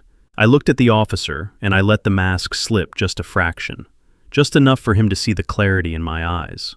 Officer, I said quietly, does a man cut his own brakes before driving down a hill? Does a man try to kill himself on the way to buy milk for his son? The officer looked at me, then back at Marcus. Sir, I am going to need you to stay right here, he said to Marcus, his voice leaving no room for argument. We are going to need to ask you some questions about who has access to this vehicle. Marcus looked like he was going to vomit. He looked at the truck, looked at the cut line. Looked at me, I didn't say a word. I just held his gaze, my eyes cold and empty, reflecting the gray sky. You missed. I thought you missed. And now the ricochet is coming for you. I let the paramedics load me onto the stretcher, the pain in my ribs finally taking over. But as they lifted me into the ambulance, I saw the officer taking Marcus's phone. I saw them taping off the scene, not as a traffic accident, but as a crime scene. I closed my eyes as the doors shut, listening to the siren wail. It wasn't a victory, not yet. They hadn't arrested him. They hadn't found the knife. But the seed was planted. The doubt was there. Marcus had tried to kill me, and in failing, he had handed me the weapon I needed to bury him. I lay back on the gurney, the rhythm of the road vibrating through my broken body. And for the first time since Viola died, I didn't feel fear. I felt the cold, grim satisfaction of a man who knows the war has finally begun. The drive back from the courthouse was a funeral procession for the living. The silence in the car was heavy and toxic, thick with the smell of Marcus's fear and Tiffany's simmering rage. She drove the BMW with white-knuckled aggression, cutting off other drivers, slamming on the brakes, muttering curses under her breath. She was a kettle boiling over, and I knew it was only a matter of time before the whistle blew. I sat in the back seat, slumped against the window, watching the familiar streets of my neighborhood roll by. It was a good neighborhood, a quiet place where people took care of their lawns and looked out for each other. My neighbors were mostly retired folks, good people like Mrs. Higgins, who baked cookies for the church, and Mr. Henderson, who always waved when he was walking his golden retriever. They were decent people who thought Marcus and Tiffany were saints for taking care of me. They were about to learn the truth. When we pulled into the driveway, Tiffany didn't even wait for the car to stop completely before she threw it into park and stormed out, slamming the door so hard the windows rattled. Marcus scrambled after her, looking like a beaten dog trying to keep up with its master. I followed slowly, dragging my bad leg, playing the part. My eyes scanning the front of the house. I noticed that the kitchen window was open just a crack, probably left that way by Tiffany in her haste this morning to stage the house for the investigation. But that wasn't enough. I needed more volume. I needed an audience. I shuffled up the porch steps, my hand brushing against the panel by the front door. It was an old intercom system, installed in the 80s, a relic Viola had insisted on so she could call me in from the garage for dinner or play music into the backyard during barbecues. It was connected to speakers on the porch and in the garden, speakers that were powerful enough to be heard 3 houses down. I fumbled with the panel, acting confused, my fingers trembling as I pressed the button marked All Call and locked it in the on position. A small red light flickered to life, unnoticed in the bright afternoon sun. The stage was set. The microphone was hot. I walked into the house, the coolness of the air conditioning hitting my face, but it did nothing to cool the fire raging in the living room. Tiffany was pacing back and forth, kicking off her expensive heels, throwing her purse onto the sofa, her face twisted into a mask of pure, unadulterated hatred. She wasn't hiding it anymore. She wasn't playing the loving daughter-in-law. There were no doctors here, no judges, just the 3 of us, and the ghosts of her ambition. "I can't believe this," she screamed, her voice shrill and piercing, echoing off the walls and unknowingly out into the quiet street. "I simply can't believe it. How did they find the drugs, Marcus? How did that lawyer know about the Haldol? We were so careful." "I don't know, Tiff," Marcus stammered, leaning against the wall, looking like he wanted to melt into the plaster. Maybe Dad found them. Maybe he is not as out of it as we think. Shut up, Tiffany shrieked, spinning on him. Don't be stupid. Look at him. She pointed a shaking finger at me as I stood in the doorway, blinking vacantly, swaying slightly on my feet. He is a vegetable, Marcus, she yelled. A drooling, useless sack of bones. He didn't do anything. He just got lucky. He has always been lucky, stumbling through life while better people like me have to scratch and claw for every dime. She walked toward me, her eyes wild, invasive. I hate you, she hissed, getting right in my face, her breath smelling of mints and bile. I hate everything about you, Otis. I hate your smell. I hate your shuffling. I hate this ugly house with its cheap furniture and its smell of old people cooking. She grabbed the lapels of my jacket, shaking me. Do you know why I married your loser son? She screamed, and I knew the neighbors could hear every word. I knew Mrs. Higgins was probably pausing in her garden. I knew Mr. Henderson was stopping on the sidewalk. I married him because he told me you had land. She shouted the truth, finally ripping its way out of her throat. He told me his daddy was sitting on acres of property down south. He told me this house was worth a fortune. He told me you were going to die soon and leave us millions. I let my head bobble, acting terrified, acting confused, but my eyes were locked on hers, recording every sin. But you didn't die, did you? She continued, pushing me backwards so I stumbled onto the sofa. You just kept living, sitting here, breathing up my air, eating my food, forcing me to wipe your drool. And for what? For this dump? She waved her arms around the room. I am a queen, Otis, she screamed. I deserve a palace, not to be a nursemaid to a broke black old man who doesn't even know his own name. The racial slur hung in the air, ugly and raw. I looked at Marcus. Surely this was it. Surely this was the line. He was a black man. He was my son. He had grown up hearing stories of what his grandfather endured in the South. He knew the weight of that hate. But Marcus just stood there. He looked at the floor, his shoulders hunched, his hands in his pockets. He didn't speak. He didn't defend me. He didn't defend himself. He just took it. He absorbed her hate like a sponge, accepting it as the price of admission to her bed. Tiffany laughed a cruel barking sound, seeing his submission. Look at him, she said, pointing at Marcus. Look at your son, Otis. He is pathetic. He knows what you are. He knows you are nothing. He knows you are just a stepping stone. He hates you too. You know, he hates being black. He hates being poor. He wants to be me. He wants what I have. She turned back to me, her face contorted with disgust. I should have let you die in that car, she whispered. But the whisper was hissed loud enough for the microphone to catch. I should have cut all the lines, not just one. The confession. She had admitted it. She had admitted the sabotage. She had admitted the attempted murder. And she had done it while the whole neighborhood listened. I looked at Marcus, waiting, hoping for one spark of redemption. Marcus, I rasped, my voice low. Please. He looked up, his eyes meeting mine. And I saw the emptiness there, the total moral vacuum. Let her talk, Dad, he mumbled, looking away. She is just stressed. Don't upset her. That was it. The final nail. The final betrayal. He wasn't just weak. He was complicit. He was willing to let his wife spit on his father's race, on his father's life, just to keep the peace, just to keep the dream of money alive. Tiffany turned away from me, disgusted, done with her rant. She walked over to the bar cart and poured herself a drink, her hands shaking. God, I need a drink, she muttered. I need to figure out how to fix this mess. We need to find another doctor, Marcus. Maybe that guy in Jersey, the one who owes you money. I stood up slowly, the joints in my knees popping in the silence. I wasn't shaking anymore. I wasn't stooped.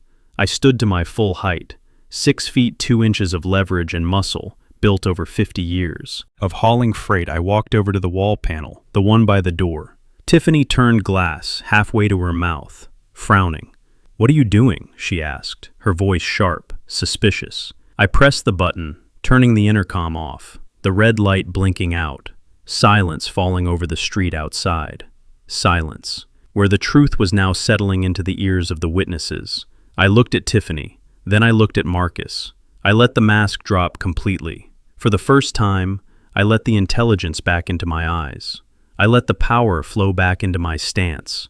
I looked at my son, the boy I had raised, the man who had just stood by and let a racist murderer insult his blood. "You are not a man," I said, my voice deep and steady, resonating in the quiet room. Not the voice of a senile invalid, but the voice of the patriarch. Marcus's head snapped up, his eyes widening in shock, jaw dropping. Tiffany dropped her glass. It hit the floor and shattered, gin and tonic splashing over her expensive shoes. "What?" she whispered, stepping back, fear flashing in her eyes. "You spoke." I looked at Marcus, ignoring her, ignoring the mess, ignoring the woman who was already a walking corpse in my eyes. I looked only at my son. "You stood there," I said, walking toward him, every step heavy with judgment. "You stood there and let her call you that. You let her call me that, Dad." Marcus stammered, backing away until he hit the wall, his face pale. You are okay." "I am more than okay," I said, stopping inches from him. Looking down at him, seeing the sweat on his upper lip, seeing the terror of a child caught in a lie. "I fed you," I said, my voice quiet but thunderous. "I clothed you. I paid for your mistakes. I loved you when you were unlovable. I thought you were just weak, Marcus. I thought you were just foolish." I shook my head, the disappointment tasting like ash in my mouth. "But you are worse than weak." I pointed at the door where the neighbors were likely gathering on the sidewalk, talking, whispering, calling the police. "You aren't a son," I said, and the words cut the air like a knife. "You aren't even a man." I looked him up and down, stripping him of his dignity, stripping him of his excuses. "You are not even a guard dog," I spat, looking at him with pure disgust. "A dog barks when a thief comes in the door. A dog bites when someone hurts its master. You just rolled over and showed your belly, Otis." Tiffany screamed, finding her voice, trying to regain control. "What is going on? Stop acting like this. You are confusing us." I turned to her, my eyes cold, dead. "I am done acting, Tiffany," I said, and then the doorbell rang. It wasn't a polite ring. It was a heavy, insistent pounding, the kind of knock that comes with a badge. I looked at the door, then back at them. "I think your audience is here," I said. I walked past them, walking with the stride of a king reclaiming his castle. I opened the front door. Standing there were Mrs. Higgins and Mr. Henderson, and behind them, pulling up to the curb, were two police cruisers, lights flashing, silent and blue. "Mr. Jenkins," Mrs. Higgins said, her hand over her mouth, her eyes wide with horror. "We heard everything. Are you all right?" I looked at her and gave her a sad, tired smile. "No, Mrs. Higgins," I said. "I am not all right, but I am alive." I stepped aside, letting the officers in, pointing a steady finger at the two people freezing in my living room. "Officer," I said, my voice clear and strong, "I would like to report a murder. Confession, and I believe my neighbors heard it too." As the police walked in, I saw Marcus slide down the wall to the floor, burying his face in his hands, weeping. But I didn't feel pity anymore. I just felt the cold, clean wind of justice blowing through the house, sweeping out the rot. The darkness in the guest room was absolute, a heavy, suffocating blackness that felt like the inside of a tomb. I lay on the narrow twin mattress, my breathing shallow and controlled, my eyes fixed on the sliver of light beneath the door, waiting for the final act of this tragedy to begin. The house was quiet. Now the police had gone, taking their reports and their suspicions with them, promising to investigate the brake lines, promising to look into the drugs, but promises take time. And Tiffany didn't have time. She was a cornered rat, and I knew that rats bite hardest when they are trapped. I shifted slightly, the springs creaking beneath me, and my hand tightened around the cold steel of the Colt 45 resting on my chest. It was an old gun, a relic from my days driving through the Badlands, but tonight it was empty. I had removed the firing pin and the bullets hours ago. I didn't want to kill my son. I wanted to see if he would kill me. It was the final test, the last desperate hope of a father, praying that his boy would find a shred of humanity before it was too late. I reached up and adjusted the small earbud in my left ear, the one connected to the bugs I had planted in their bedroom. The audio feed was grainy, filled with the hiss of static, but I could hear them arguing, their voices low and frantic. "We are done, Marcus," Tiffany was whispering, her voice shaking with a mix of terror and rage. "The neighbors heard everything. The police are going to trace the brake lines to the cutters in the garage. We are going to prison, Marcus. Do you understand? Federal prison. I can't go to jail, Marcus sobbed, a pathetic wet sound. I can't do it, Tiff. I will die in there. Then do something about it, she hissed. What can I do? Finish it, she said, and the coldness in her voice made the hair on my arms stand up. Finish what we started. On the road. He is downstairs, Marcus. He is sleeping. He is old. His heart is weak. Nobody would question it if he just stopped breathing in his sleep. No, Marcus whispered. Yes. Tiffany insisted. Listen to me. If he dies tonight, the investigation dies with him. The guardianship case goes away. The house becomes ours. The insurance pays out, and we can pay off the lawyers and leave the country. We can go to Rio, Marcus, just like we talked about. But he is my dad. He is the man who is sending you to prison, she snapped. He is the man who humiliated you today. Do you think he loves you? He hates you, Marcus. He thinks you are weak. Prove him wrong. Prove to me you are a man. There was a long silence, a silence that stretched until it felt like a wire tightening around my throat. Do it, she commanded. I heard the rustle of fabric, the sound of a zipper, then the soft thud of something being thrown. Take this, she said. What is it? It is a pillow, Marcus. It is soft. It is quick. Just hold it down until he stops struggling. Count to 3 minutes, just to be sure. 3 minutes. I lay there in the dark, tears leaking from the corners of my eyes, sliding into my ears. My own son was calculating the time it would take to snuff out my life. He wasn't arguing anymore. He wasn't fighting for me. He was just listening to the logistics of murder. Go, she whispered. Do it for us. Do it for me. I heard the bedroom door open upstairs, heard the heavy, reluctant tread of boots on the stairs. 1 step, 2 steps, coming closer, coming for me. I gripped the gun tighter, my knuckles turning white. I signaled into the darkness, tapping the side of the mattress 3 times, a signal to the ghosts hiding in the room with me. I wasn't alone inside the narrow closet. Cramped behind my old winter coats were 2 officers from the Major Crimes Unit, men Tiny had arranged. Men who had listened to the wiretap live.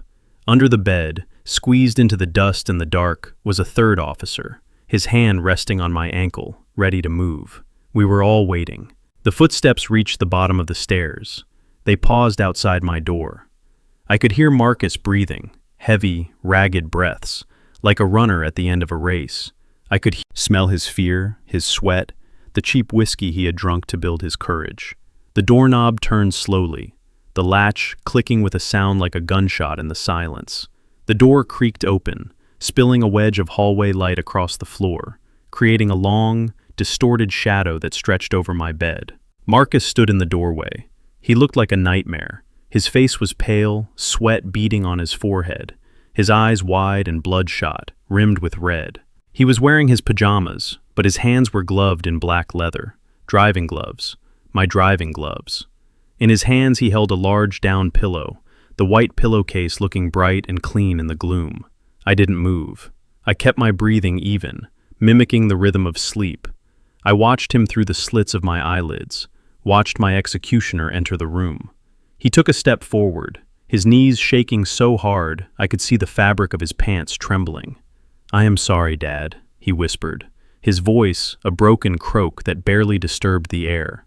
I am so sorry. He was crying. Tears were streaming down his face, dripping off his chin, landing on the pillow he was going to use to kill me. But he didn't stop. He took another step and another, closing the distance until he was standing right over me. I could smell the alcohol on his breath. I could feel the heat radiating from his body. He raised the pillow. I saw his muscles tense. I saw his jaw set. I saw the moment he decided, the moment he chose the money over the man, the moment he chose the wife who hated him over the father who loved him. He lunged. He brought the pillow down hard, shoving it into my face, pressing with all his weight, cutting off the light, cutting off the air. I didn't fight back, not at first. I let him feel it. I let him feel the resistance of bone and flesh. I let him feel what it was like to murder his father. I wanted that feeling to be burned into his hands forever.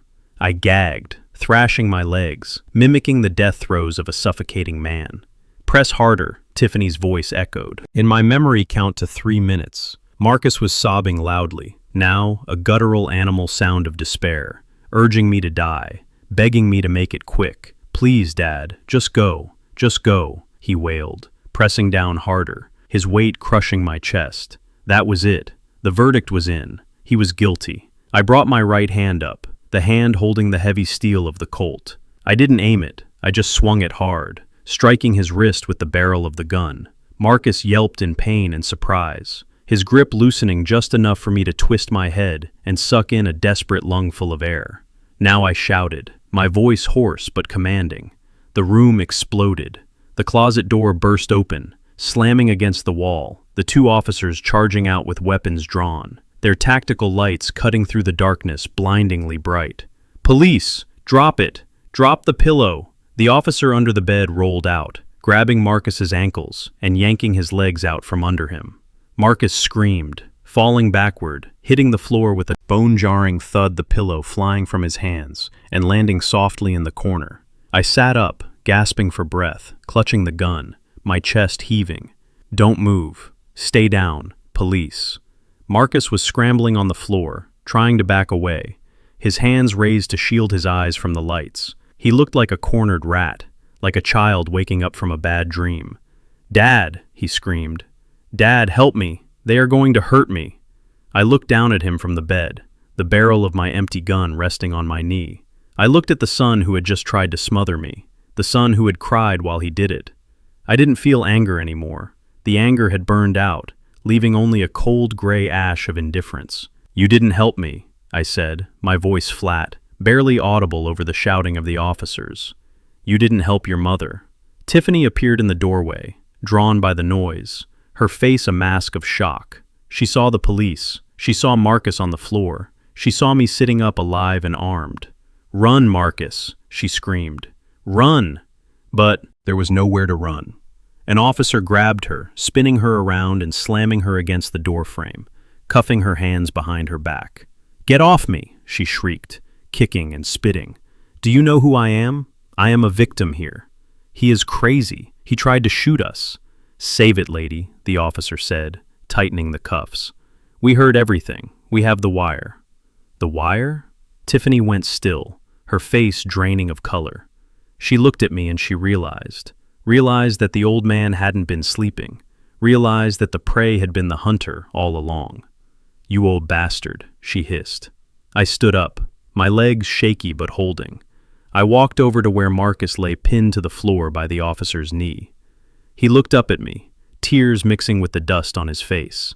"Dad, please tell them it was a mistake. Tell them I was just trying to help you sleep." I looked at him, looked at the man I had named after my own father, looked at the end of my bloodline. "You tried to kill me, son," I said quietly. "No, Dad, no. I love you." I shook, my head slowly. "You love money, Marcus, and you love her, and that love just cost you your life." "Officer, get him out of here," I said, turning my back on him.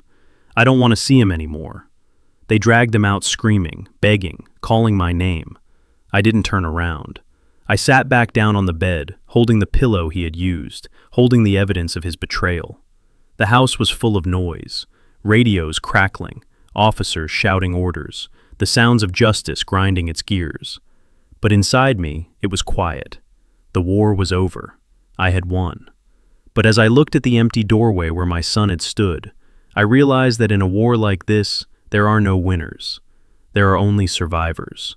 And I was the last one left. The silence in the house was different now. It wasn't the heavy, suffocating silence of a prison that Tiffany had imposed. It was the clean, empty silence of a battlefield after the smoke is cleared. The police had finished their work hours ago, taking their evidence bags and their statements, and leaving me alone in the wreckage of my home. I spent the first hour just walking through the rooms, reclaiming my territory. I went into the living room and threw the cushions Tiffany had bought onto the floor, kicking them into the corner. I went into the kitchen and threw out her kale and her quinoa and her almond milk, dumping them into the trash with a satisfaction that felt childish but necessary. I opened the windows, letting the cool night air blow through, chasing away the smell of her perfume and the lingering scent of Marcus's fear. Then I cooked. I went to the freezer in the garage, the one they hadn't touched because they thought it was full of old junk, and I pulled out 2 thick pork chops, butcher cut, the kind with the bone in. I seasoned them with salt and pepper and garlic powder, simple, honest flavors. I fired up the cast iron skillet, the one Viola had used for 30 years, and I listened to the meat sizzle, a sound of life returning to a house that had been dead for too long. I set the table for 2. I put my plate at the head of the table, and I put Viola's plate to my right, just like always. I poured 2 glasses of iced tea, the condensation dripping onto the wood. I sat down and looked at her empty chair. I didn't see emptiness. I saw her. I saw the way she used to smile when I complimented her cooking. I saw the way she would reach over and squeeze my hand when the bills were tight. I saw the woman who had built this life with me, brick by brick, mile by mile. We did it, V, I whispered into the quiet room. We survived. I ate slowly, savoring every bite, tasting the freedom, tasting the vindication. The meat was tender, the tea was sweet, and for the first time in 3 years, I didn't have to look over my shoulder. I didn't have to worry about being scolded or mocked or drugged. I was halfway through my meal when the phone rang. It was the landline, the old rotary phone on the kitchen wall that Tiffany had tried to get me to disconnect a dozen times because it was ugly and obsolete. I had kept it because it was the number Viola had memorized, because it was the line to the past. It rang with a shrill mechanical trill that echoed through the empty house. I knew who it was before I stood up. I knew who would be calling at 8 o'clock at night from a place where they only give you 1 phone call. I wiped my mouth with a napkin and walked over to the wall, taking my time, letting it ring 4, 5, 6 times, letting him sweat, letting him wonder if the old man was even there. I picked up the receiver, holding it to my ear without saying a word. "You have a collect call from the Cook County Department of Corrections," a robotic voice announced from inmate Marcus Jenkins. "Do you accept the charges?" I paused, looking at the cord twisting against the wall. I thought about rejecting it. I thought about leaving him in the dark with his demons, but curiosity is a powerful thing, and maybe, just maybe, there was a small part of me that wanted to hear him beg. "Yes," I said, my voice calm, steady. "I accept." There was a click, a burst of static, and then a sound that was pure panic. "Dad, Dad, are you there?" It was Marcus, but it didn't sound like the arrogant man who had stood in my living room hours ago, calling me a vegetable. It sounded like a child who had woken up in a nightmare. "I am here, Marcus," I said, leaning against the counter, watching the steam rise from my skillet. "Oh, thank God. Oh, thank God, Dad. You have to help me. You have to get me out of here.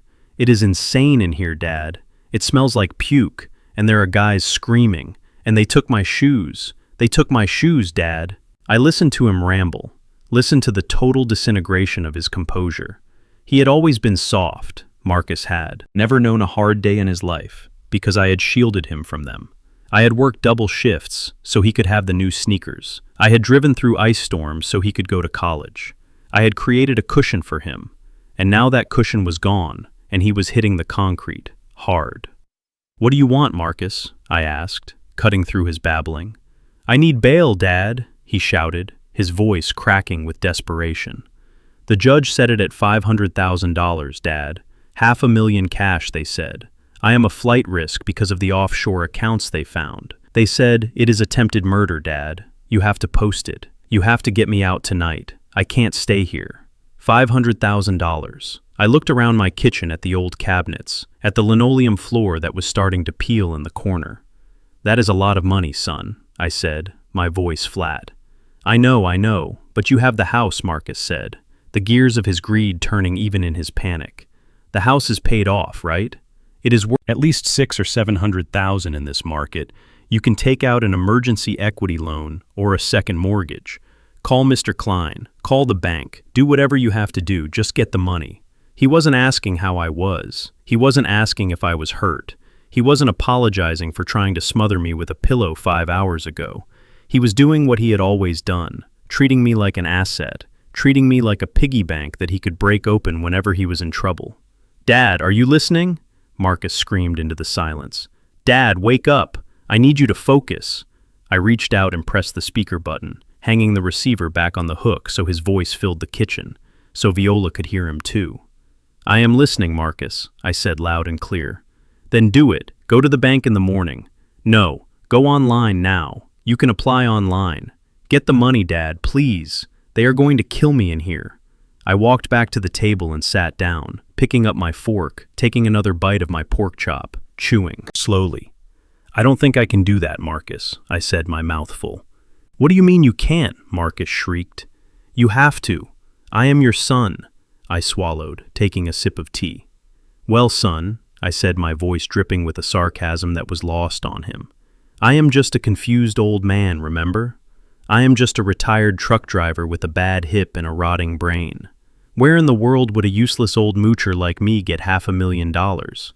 There was a silence on the line, a stunned pause as my words hit him. Dad, what are you talking about? Stop playing around. I am not playing, Marcus, I said, leaning toward the phone, speaking to the plastic box as if it were his face. Yesterday, you stood in my living room and told your wife that I was a vegetable. You told her I was a burden. You told her I was nothing but a stepping stone to your inheritance. Dad, I didn't mean. You meant every word, I cut him off, my voice turning hard. You meant it when you let her poison me. You meant it when you cut my brake lines. And you certainly meant it when you walked into my room. With that pillow, Dad, please. You said I was useless, Marcus. You said I was broke. You said I was a senile old fool who didn't know his own name. Well, son, you can't have it both ways. You can't treat a man like garbage and then expect him to be your savior. But the house, Marcus pleaded, his voice breaking into a sob. The house is all we have. The house is mine, I said, cold as the grave, and I am not mortgaging one single brick of it to save the man who tried to kill me in it. Dad, no, please don't do this. You did this, Marcus, I said, standing up and walking back to the phone. You did this to yourself. You gambled and you lost, Dad. Goodbye, Marcus, I said, my hand hovering over the receiver. No, Dad, wait. Tell me you love me. Please just tell me. I looked at the phone, looking at the last connection to my son. I love the boy you were, I whispered. I love the memory of the son I raised. But that man is dead, Marcus. You killed him, just like you killed your own mother. I hung up the phone, cutting off his scream mid-breath. The silence rushed back into the room, instant and absolute. I stood there for a moment, my hand resting on the plastic, looking at the wall. It was done. The cord was cut. I walked back to the table and sat down across from Viola's empty chair. I picked up my fork, but my appetite was gone. The pork chop looked cold and unappealing. I reached out and took Viola's hand, or the memory of her hand resting on the tablecloth. We are free, Vi, I whispered, the tears finally coming, hot and fast. We are finally free. I sat there in the quiet kitchen, an old man in an empty house with a bank account full of millions and a heart full of ghosts. But for the first time in a long time, the air in the room was clean, and I could breathe. The smell of gun oil has a way of settling the nerves.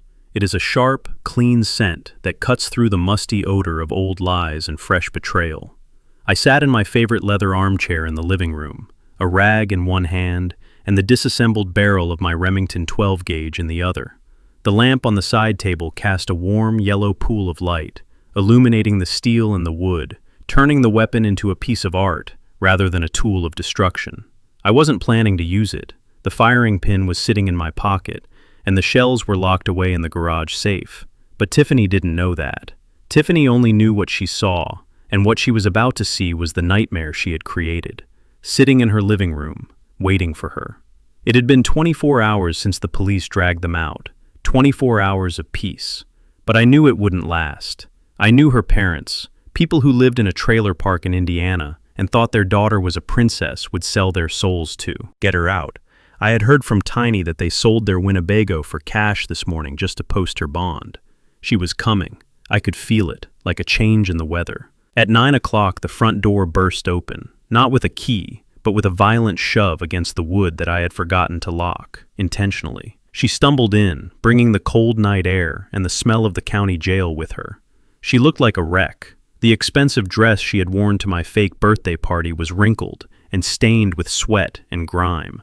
Her blonde hair was matted on one side where she had slept on a concrete bench, and her makeup was smeared around her eyes, giving her the look of a deranged raccoon. But her eyes were bright, feverish, burning with a desperate, manic energy. She didn't see me at first. Her focus was entirely on the wall behind the fireplace, the spot where the wall safe was hidden behind a painting of a ship at sea. She scrambled across the room, her heels clicking frantically on the hardwood. She was muttering to herself, a stream of curses and panic. Gotta get it, deed, cash, passports. She reached the painting and ripped it off the wall, throwing it carelessly onto the floor, the frame cracking. She spun the dial of the safe, her fingers shaking so hard she missed the combination twice. Damn it! Open, you stupid thing! She needed money. She needed the deed to the house. She needed to liquidate my life to save her own. She was a rat trying to chew through the hull of a sinking ship. I snapped the barrel of the shotgun back into place. The sound was loud, mechanical, and terrifying. A metallic clack that echoed in the silent room. Tiffany froze, her hand hovering over the dial. She turned slowly, her movements jerky, like a puppet on tangled strings. She saw me sitting in the shadows, the gun resting across my knees, the rag dangling from my hand. You, she whispered, and the word was filled with a venom so pure it could kill. Hello, Tiffany, I said, my voice calm, conversational, like we were discussing the weather. You were supposed to be dead, she hissed, stepping away from the safe, her hands curling into claws. You were supposed to be in a home or in the ground. Plans change, I said, picking up the gun and sighting down the barrel, checking for dust. Not aiming at her, just inspecting it. She stared at the weapon, and for a second fear flickered across her face.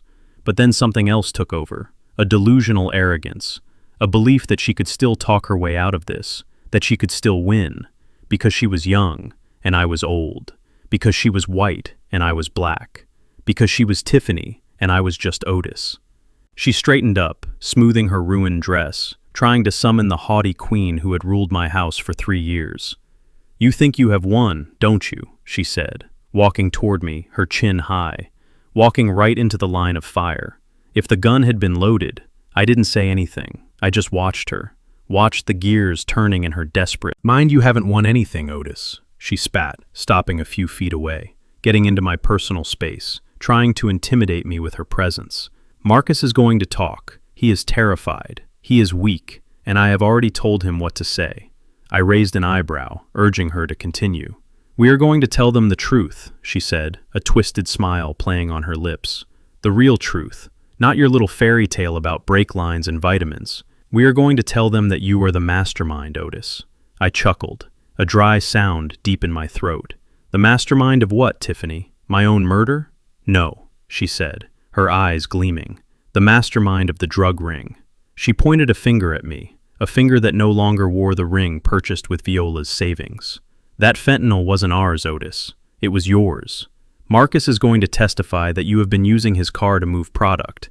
He is going to say that you forced him to do it, that you threatened us, that you used your old trucking connections to run narcotics through the city. She laughed, a high-pitched sound that bordered on hysteria. Who were they going to believe? Otis, a young professional couple with no criminal record, or a senile old black man with a history of aggression and hidden offshore accounts? Oh yes, we know about the accounts now, the police told us. Big mistake. Otis having secret money makes you look guilty. It makes you look like a kingpin. We are going to flip the script.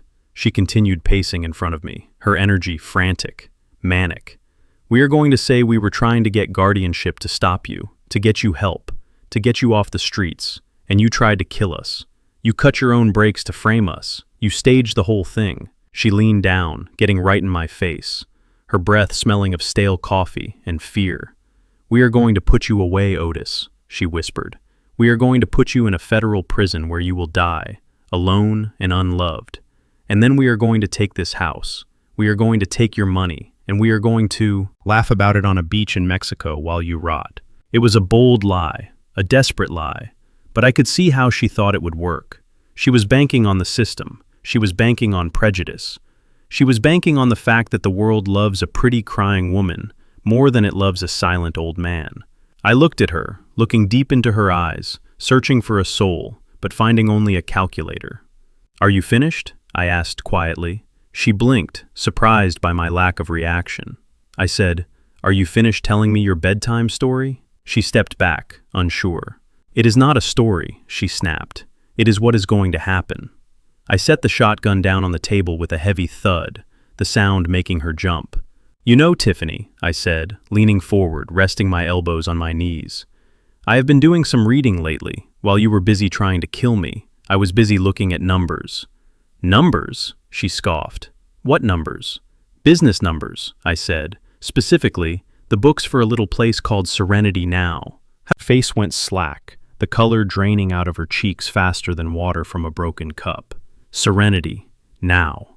I continued watching her crumble that fancy spa you opened 2 years ago, the one you told Marcus was a gold mine, the one you said was breaking even and just needed a little more investment. She swallowed hard, her throat clicking. "How do you know about that?" she whispered. "I know everything, Tiffany," I said. "I know that you are renting a space in the Gold Coast that costs $10,000 a month. I know that you have 3 employees you haven't paid in 6 weeks. I know that you are leasing a Range Rover on the company card and writing it off as a business expense." I stood up slowly, towering over her. "And I know," I said, my voice dropping to a rumble, "that Serenity Now is losing exactly $8,000 a month." "No," she whimpered, shaking her head. "No, that is a lie. It is in the ledger, Tiffany," I said. "I have copies. I have the bank statements. You aren't a businesswoman. You are a leech. You have been bleeding Marcus dry for years, taking his salary, taking my money, taking loans in his name, all to keep that float, so you can play boss babe." She backed away until she hit the wall, her arrogance gone, replaced by the terrified realization that I had seen behind the curtain. "You have been stealing from the business to pay for your clothes," I said, stepping closer. "You have been skimming cash from the register to buy drugs, not just to plant on me, but for yourself. I saw the withdrawals, Tiffany. I saw the cash advances at the casino." She slid down the wall, crouching on the floor, her hands over her ears. "Stop it," she screamed. "Stop it." "You call me a drug lord?" I said, looking down at her with pity and disgust. "But you are just a junkie with a credit card terminal. You think Marcus is going to lie for you when he finds out you bankrupt him? You think he is going to go to prison for the woman who spent his inheritance on facials and bad bets?" "Marcus loves me," she sobbed, but it sounded weak. "Unconvinced Marcus loves money." I corrected her, "and you lost it all." I reached into my pocket and pulled out a piece of paper, a printout of a foreclosure notice. "This came today," I said, dropping it onto her lap. "It is for the spa. The landlord is locking you out on Monday. You are evicted. Tiffany, you are broke. You are homeless. And your parents just sold their house to bail you out of a crime you definitely committed." She looked at the paper, her hands shaking so hard she couldn't pick it up.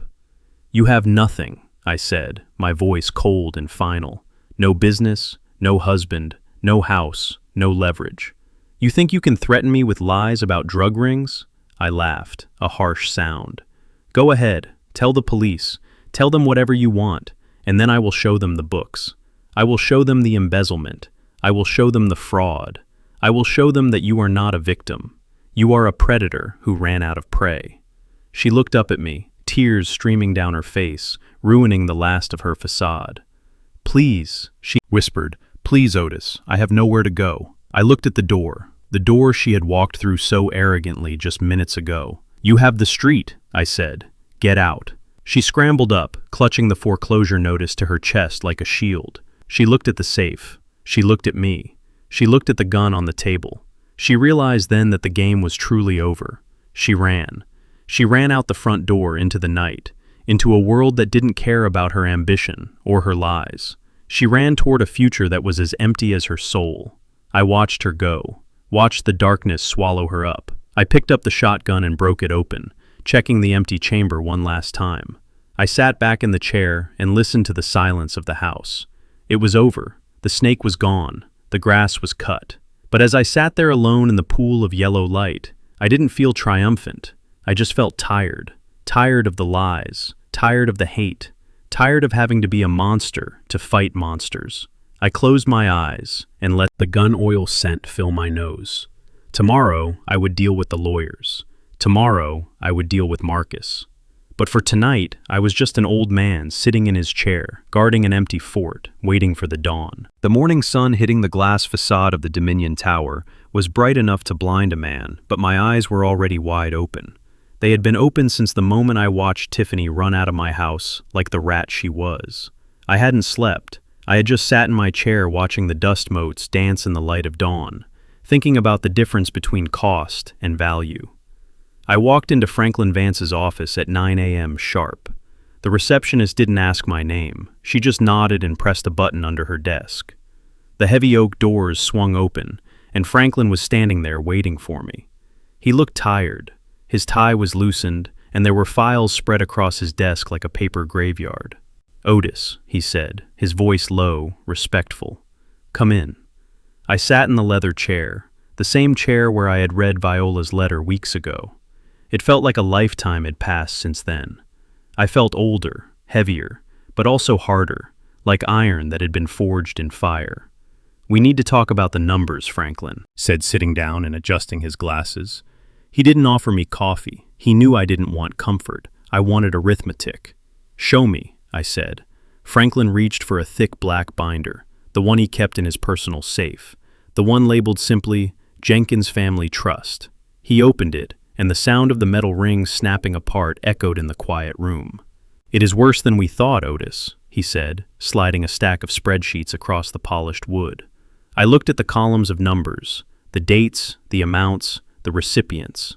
It was an autopsy of my son's financial life, a detailed record of a man who was bleeding money as fast as I could pump it in. "Let's start with the credit cards," Franklin said, pointing to the first page. I looked at the total at the bottom of the page, $215,000. $215,000 in 5 years. I ran my finger down the list of charges. It was a map of vanity and waste. $500 dinners at steakhouses, trips to Vegas, boutique hotels, designer clothes, cases of wine. It wasn't the spending of a man who was building a life. It was the spending of a man who was trying to fill a hole inside himself. "I paid all of this," I asked, my voice quiet. "You did," Franklin confirmed. "You set up the auto pay on the Jenkins Logistics corporate account under employee retention expenses. Marcus never saw the bills. He just swiped the card and the magic money fairy made the debt disappear every month." I closed my eyes, remembering the times Marcus had bragged about his credit score, about his platinum status. He had walked around like a king, thinking he was a financial genius, thinking he had mastered the system. He didn't know he was standing on my shoulders. He didn't know I was the one holding him up, the one keeping him from drowning in his own greed. "He called me a moocher," I whispered, opening my eyes. "He stood in my kitchen and called me a useless old man while he was wearing a suit. I paid for eating food. I paid for living a life I subsidized." Franklin nodded, his expression grim. "There is more," he said, flipping the page. He pointed to a transaction from 2 years ago, a wire transfer for $85,000. "The car," he said. I looked at the entry. It was listed as a fleet vehicle purchase, but the VIN number didn't belong to a semi-truck. It belonged to a BMW 7 Series, the black sedan Marcus drove, the one he washed every Sunday, the one he wouldn't let me eat in because he said I would get crumbs on the leather. "He told me he got a bonus," I said, remembering the pride in his voice when he showed it to me. "He said the company valued him." "The company is you," Otis Franklin said gently. "You authorized the purchase through a shell company called Apex Holdings. Marcus thinks Apex is a venture capital firm that invests in top talent. He thinks he was headhunted. He thinks he earned that car." I laughed, a dry, bitter sound that hurt my throat. "He thinks he is a self-made man," I said. "He thinks he is a success story. He is a construct." Franklin said brutally, "He is a fiction. Otis, everything he has, every suit, every watch, every mile on that car is a lie. It is a stage set you built for him to play the big shot, and he tried to kill the stage manager," I said. I looked at the ledger again, looking at the total sum, looking at the hundreds of thousands of dollars I had poured into that boy. I had thought I was helping him. I had thought I was giving him the start I never had. I thought if I made his life easy, he would be happy. But I was wrong. I hadn't helped him. I had crippled him. I had taken away his struggle. I had taken away his need to work, to fight, to earn. I had created a soft, weak man who thought the world owed him a living, and when the world didn't deliver, he tried to murder the man who did. "This stops," I said, looking up at Franklin. "This stops today." Franklin nodded, reaching for a pen. "I have the paperwork ready, Otis," he said, pulling a document from a folder. It was a thick sheaf of papers with legal seals and bold headers. "This is a revocation of trust," he explained. "This dissolves the shell companies. This cancels the corporate cards. This calls in the loans." I looked at the document. Look at the words. Immediate effect. "What happens to the car?" I asked. "It is a company asset," Franklin said. "Legally, it belongs to Jenkins Logistics. Since Marcus is no longer an employee, and since he is currently incarcerated for a felony, we have the right to repossess it immediately." "Take it," I said. "Take it, today. I want it on a tow truck before noon." "And the cards?" Franklin asked. "Cancel them. Report them lost or stolen. Let the merchants decline him. Let him feel the shame of a declined transaction. Let him understand that the magic money fairy is dead. And the debts, the personal loans he took out using the company as a guarantor. We foreclose," Franklin said. "We call them in if he can't pay, and we know he can't. We seize his personal assets, what little he actually owns." "He owns nothing," I said. "He owns clothes and a few watches and a wife who is currently running from the law. Then he is bankrupt. Franklin said he will be destitute. Otis, he will come out of jail with nothing but the shirt on his back." "Good," I said. I picked up the pen. It was a heavy, expensive fountain pen, the kind of pen you use to sign treaties or death warrants. I thought about Marcus sitting in his cell right now, probably telling his cellmate about his rich lifestyle, probably still believing he was a victim, probably still waiting for Daddy to come save him. He needed to learn. He needed to learn the lesson I should have taught him when he was 10 years old. The lesson that you don't get to eat if you don't work. The lesson that respect is earned, not bought. I signed my name, Otis Jenkins, the letters sharp and jagged like barbed wire. I signed the revocation for the car. I signed the cancellation for the cards. I signed the foreclosure on the loans. With every signature, I felt a weight lifting off my chest. A weight I hadn't realized I was carrying, the weight of his expectations, the weight of his entitlement, the weight of his failure. It wasn't my failure anymore. I handed the pen back to Franklin. "It is done," I said. Franklin looked at the papers, then at me. "Are you sure, Otis?" he asked one last time. "This is the nuclear option.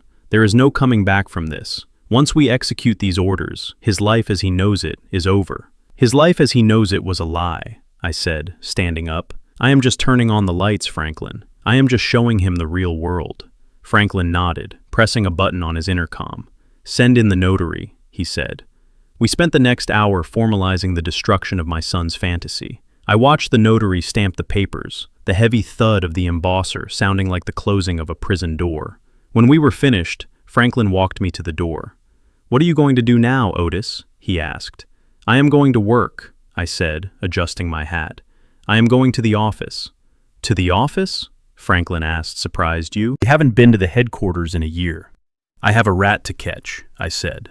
"A big rat who thinks he owns the place." I walked out of the Dominion Tower and into the sunlight. The city looked different today. It looked sharper, clearer. The fog of grief and confusion had lifted.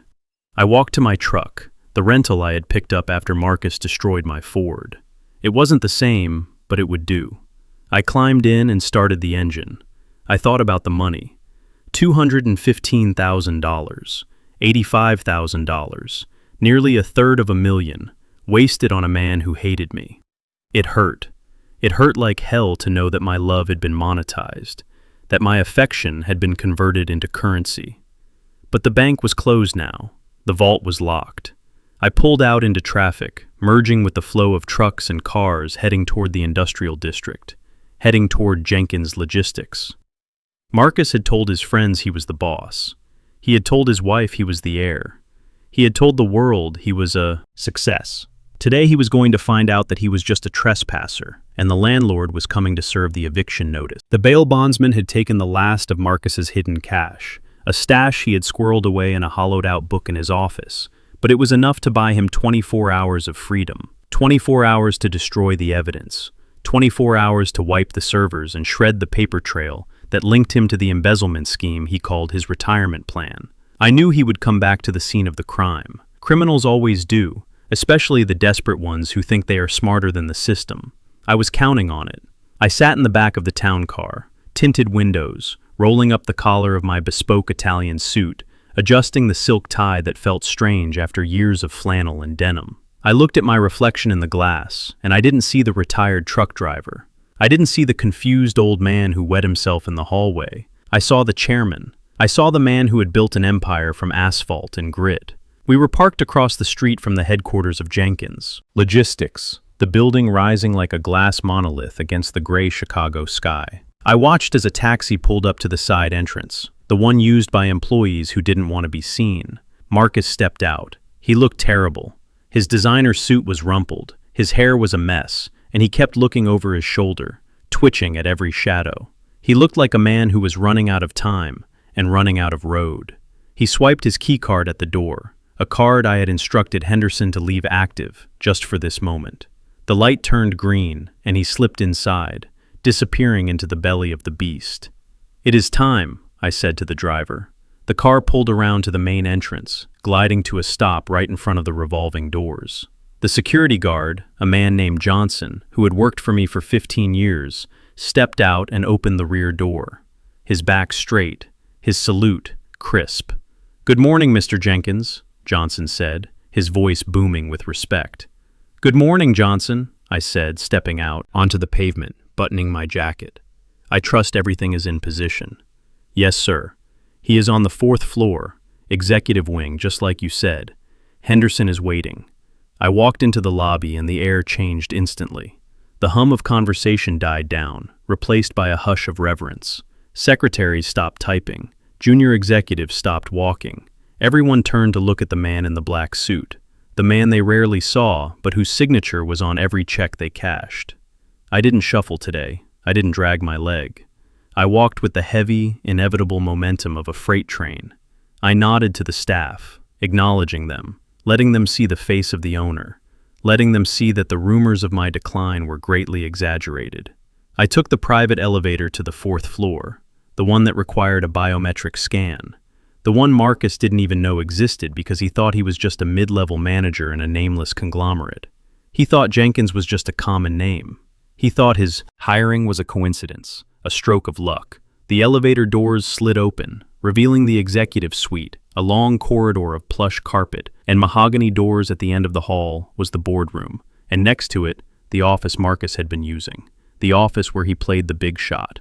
I could hear the sound of a shredder running, a mechanical grinding noise that sounded like panic. I walked down the hall, flanked by Henderson, my CEO, and 2 large security officers. I didn't knock. I pushed the door open and stepped inside. Marcus was frantic. He was shoving handfuls of paper into the shredder, his laptop open on the desk, a progress bar on the screen showing a file deletion in progress. He was sweating, muttering to himself, so focused on his destruction that he didn't hear us enter. "Marcus," I said, my voice filling the room. He jumped, spinning around, dropping a stack of invoices onto the floor. "Who is there?" he shouted, his eyes wide and wild. "Get out, I am busy." Then he saw me. He froze, his mouth opening and closing like a fish on a hook. He looked at the suit. He looked at the shoes. He looked at the way Henderson was standing a step behind me, deferential and submissive. "Dad," he whispered, his voice trembling with confusion. "What are you doing here? How did you get in here?" "Security. Security works for me, Marcus," I said, walking past him, walking around the large oak desk, walking to the high-back leather chair that sat in front of the window, overlooking the city. I sat down. The chair creaked comfortably, accepting my weight, a throne reclaiming its king. Marcus stared at me, his brain trying to process the image, trying to reconcile the senile old man in the flannel shirt with the titan sitting in the power seat. "You can't sit there," he stammered. "That is the chairman's chair. Dad, get up. You are going to get us in trouble." "I am the chairman, Marcus," I said, resting my hands on the desk. Marcus laughed, a high-pitched, hysterical sound that bordered on madness. "What are you talking about? You are a truck driver, Dad. You drove routes, you have a bad back and a pension. You are confused again. You need to go home." Henderson, step forward. I commanded my CEO. Stepped up, placing a file on the desk. "Tell him, Henderson, tell him who signs your checks." Henderson looked at Marcus with a mixture of pity and contempt. "Mr. Jenkins is the sole proprietor and founder of Jenkins Logistics," Marcus Henderson said, his voice dry and factual. He owns 51% of the voting stock and 100% of the private equity. You work for him, Marcus. You have always worked for him." Marcus shook his head, backing away until he hit the shredder. "No," he whispered. "No, that is impossible. He is broke. He lives in that old house. He drives that old truck." "I lived in that house because it was a home," I said, standing up, leaning over the desk, my shadow falling over him. "I drove that truck because it reminded me of the work, of the sweat, of the miles I drove to put food on your table." I looked at the shredder. I looked at the laptop. "You thought I was poor," I said, my voice dropping to a dangerous growl. "So you decided to steal. You thought I was weak, so you decided to kill me." "I didn't steal," Marcus cried, pointing at the laptop. "I earned this. I brought in the red line deal. I made this company money. You sold us out," I roared, slamming my hand on the desk, making him jump. "You were selling client lists to our competitors. You were invoicing for phantom repairs. You were bleeding this company dry to pay for your gambling and your wife's vanity." I picked up the file Henderson had laid down, flipping it open. $200,000, Marcus, I said, reading the number off the forensic audit. $200,000 embezzled in 18 months. I tossed the file at him, the papers fluttering to the floor around his feet like dead leaves. "But here is the joke, son. Here is the punchline that is going to keep you awake in your cell for the next 10 years. I walked around the desk, closing the distance between us, until I was standing right in front of him, until I could smell the fear coming off him in waves. "You stole $200,000 from the company," I said, my voice quiet, intense. "But you didn't know you were stealing your own inheritance." Marcus looked up at me, his eyes filling with tears, his face crumbling. "What?" he gasped. "This was all yours," I said, spreading my arms, encompassing the office, the building, the fleet, the empire, all of it. Jenkins Logistics, the $50 million in assets, the legacy, the power. It was all going to be yours, Marcus. It was in the trust. It was in the will. I was building this for you. I was holding it for you, waiting for you to grow up, waiting for you to become a man. I let that sink in. I let him feel the weight of what he had lost. I let him realize that he had burned down his own castle just to steal the copper wiring from the walls. "You were stealing from your own pocket," I said, shaking my head in disgust. "You were robbing your own future. If you had just waited, if you had just been honest, if you had just been a decent human being, you would have had everything." Marcus fell to his knees, sobbing, clutching at my pant leg. "Dad, I didn't know," he wailed. "Please, I didn't know. Give me another chance. I can fix it. I can run the company. I can be better."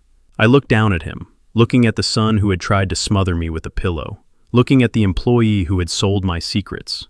"You can't fix this, Marcus," I said, pulling my leg away, stepping back out of his reach. "You aren't a businessman. You are a thief. And you aren't a son. You are a stranger." I looked at Henderson Security, I said. 2 guards stepped forward, grabbing Marcus by the arms, hauling him up from the floor. He hung there, limp, broken, his expensive suit ruined, his life in tatters. "You are fired, Marcus," I said, my voice cold, final. "And you are disowned. Get him out of my building." They dragged him out, kicking and screaming, his wails echoing down the hallway, passing the photos of the trucks, passing the history he had spat on. I stood in the silence of the office, listening to the shredder still humming in the corner. I walked over and pulled the plug, silencing the machine. I walked to the window and looked out at the yard, where the trucks were lining up, ready to carry their loads across the country. I was 75 years old. I was alone. I had just sent my only child to prison. But as I looked at the name Jenkins, painted on the side of a trailer, shining in the sun, I felt a strange sense of peace. The rot was gone. The infection was cut out. I sat back down in the chairman's chair and picked up the phone. "Henderson?" I said. "Yes, sir. Get the legal team in here. We have a company to save." And Henderson, "Yes, sir. Order some new furniture for this office. Something classic. Something that lasts. I am going to be here for a while." The courtroom was cold and sterile, smelling of old wood and finality. I sat in the front row, my hands resting on my cane, not because I needed it anymore, but because it felt good to have something solid to hold on to. The trial had been a long, grueling parade of evidence. The recordings of Viola's last moments played for a silent jury. The forensic accounting of my stolen wealth displayed on screens. The testimony of the mechanic who found the cut brake lines. But today was the end. Today was the reckoning. Marcus and Tiffany stood before the judge wearing orange jumpsuits that washed out their complexions, making them look like ghosts of the people they used to be. Tiffany was weeping, soft, theatrical sobs that no longer moved anyone. Marcus just stared at the floor, his shoulders slumped, a man whose spine had been removed, along with his credit cards. The judge, a gray-haired man with eyes that had seen too much evil, adjusted his glasses and looked down at them. In the matter of the death of Viola Jenkins and the attempted murder of Otis Jenkins, the jury has found the defendants guilty on all counts, he said, his voice echoing in the hush. Guilty, the word hung in the air like smoke. For the murder of Viola Jenkins and the conspiracy to commit murder against Otis Jenkins, combined with multiple counts of grand larceny and fraud, I sentence you both to life in prison without the possibility of parole for 25 years. Tiffany let out a wail that sounded like a wounded animal, her legs giving out as the bailiffs grabbed her. She turned to look at me, her eyes wild with hate and fear. "You did this," she screamed. "You ruined us." I didn't blink. I didn't look away. I just watched as they dragged her out, her heels dragging on the floor, her ambition finally leading her to a cage. Then they came for Marcus. He didn't scream, he didn't fight. He just looked at me, his eyes empty and wet. "Dad," he whispered. I looked at him. I looked at the baby I had held, the boy I had taught to fish, the man who had tried to smother me with a pillow. I didn't say anything. I just nodded, a slow, final acknowledgement of the end. They took him away, the heavy door slamming shut, sealing him in a concrete box, sealing me in a life without a son. I walked out of the courthouse into the bright afternoon sun. The air tasted sweet. It tasted like freedom. I drove my truck to the cemetery, the one on the hill where the oak trees stood guard over the silent stones. I parked and walked up the path, carrying a bouquet of white lilies, Viola's favorite. Her headstone was simple and elegant, just like she was. Viola Jenkins, beloved wife, mother, and the date. I knelt down and placed the flowers on the grass, tracing her name with my finger. "We got him, Vi," I whispered into the wind. "Justice is done." I stayed there for a long time, watching the shadows lengthen across the grass. I thought about the empty house waiting for me. I thought about the company waiting for my command. I thought about the silence that would greet me when I unlocked the door. For a moment, the grief washed over me, a heavy tide of sadness, not for Marcus, but for the loss of the dream. I mourned the family we could have been. I mourned the grandchildren I would never know. I mourned the wasted love I had poured into a vessel that was cracked and leaking. But then I remembered the pillow. I remembered the brakes. I remembered the diary. I stood up, my knees popping, my back straightening. It was a hard thing to cut your own flesh, I thought, to sever the limb that is rotting, to save the body. But it was necessary. Marcus was a tumor, a sickness that had taken root in my life, feeding on my success, feeding on my love, until there was nothing left but poison. I had to cut him out. I had to cauterize the wound. It hurt. It hurt like hell. But as I stood there in the quiet cemetery, I realized that the pain was healing. It was the clean pain of surgery, not the throbbing ache of infection. I wasn't alone. I had Viola in my heart. I had the respect of my employees I had, the city I had built, and I had a new purpose. I touched the headstone one last time. I am starting a foundation. Vi, I said aloud, the Viola Jenkins Foundation for Elder Protection. I am going to use the money they tried to steal to help other old folks who are being abused by their families. I am going to make sure no one else has to sleep with a gun under their pillow.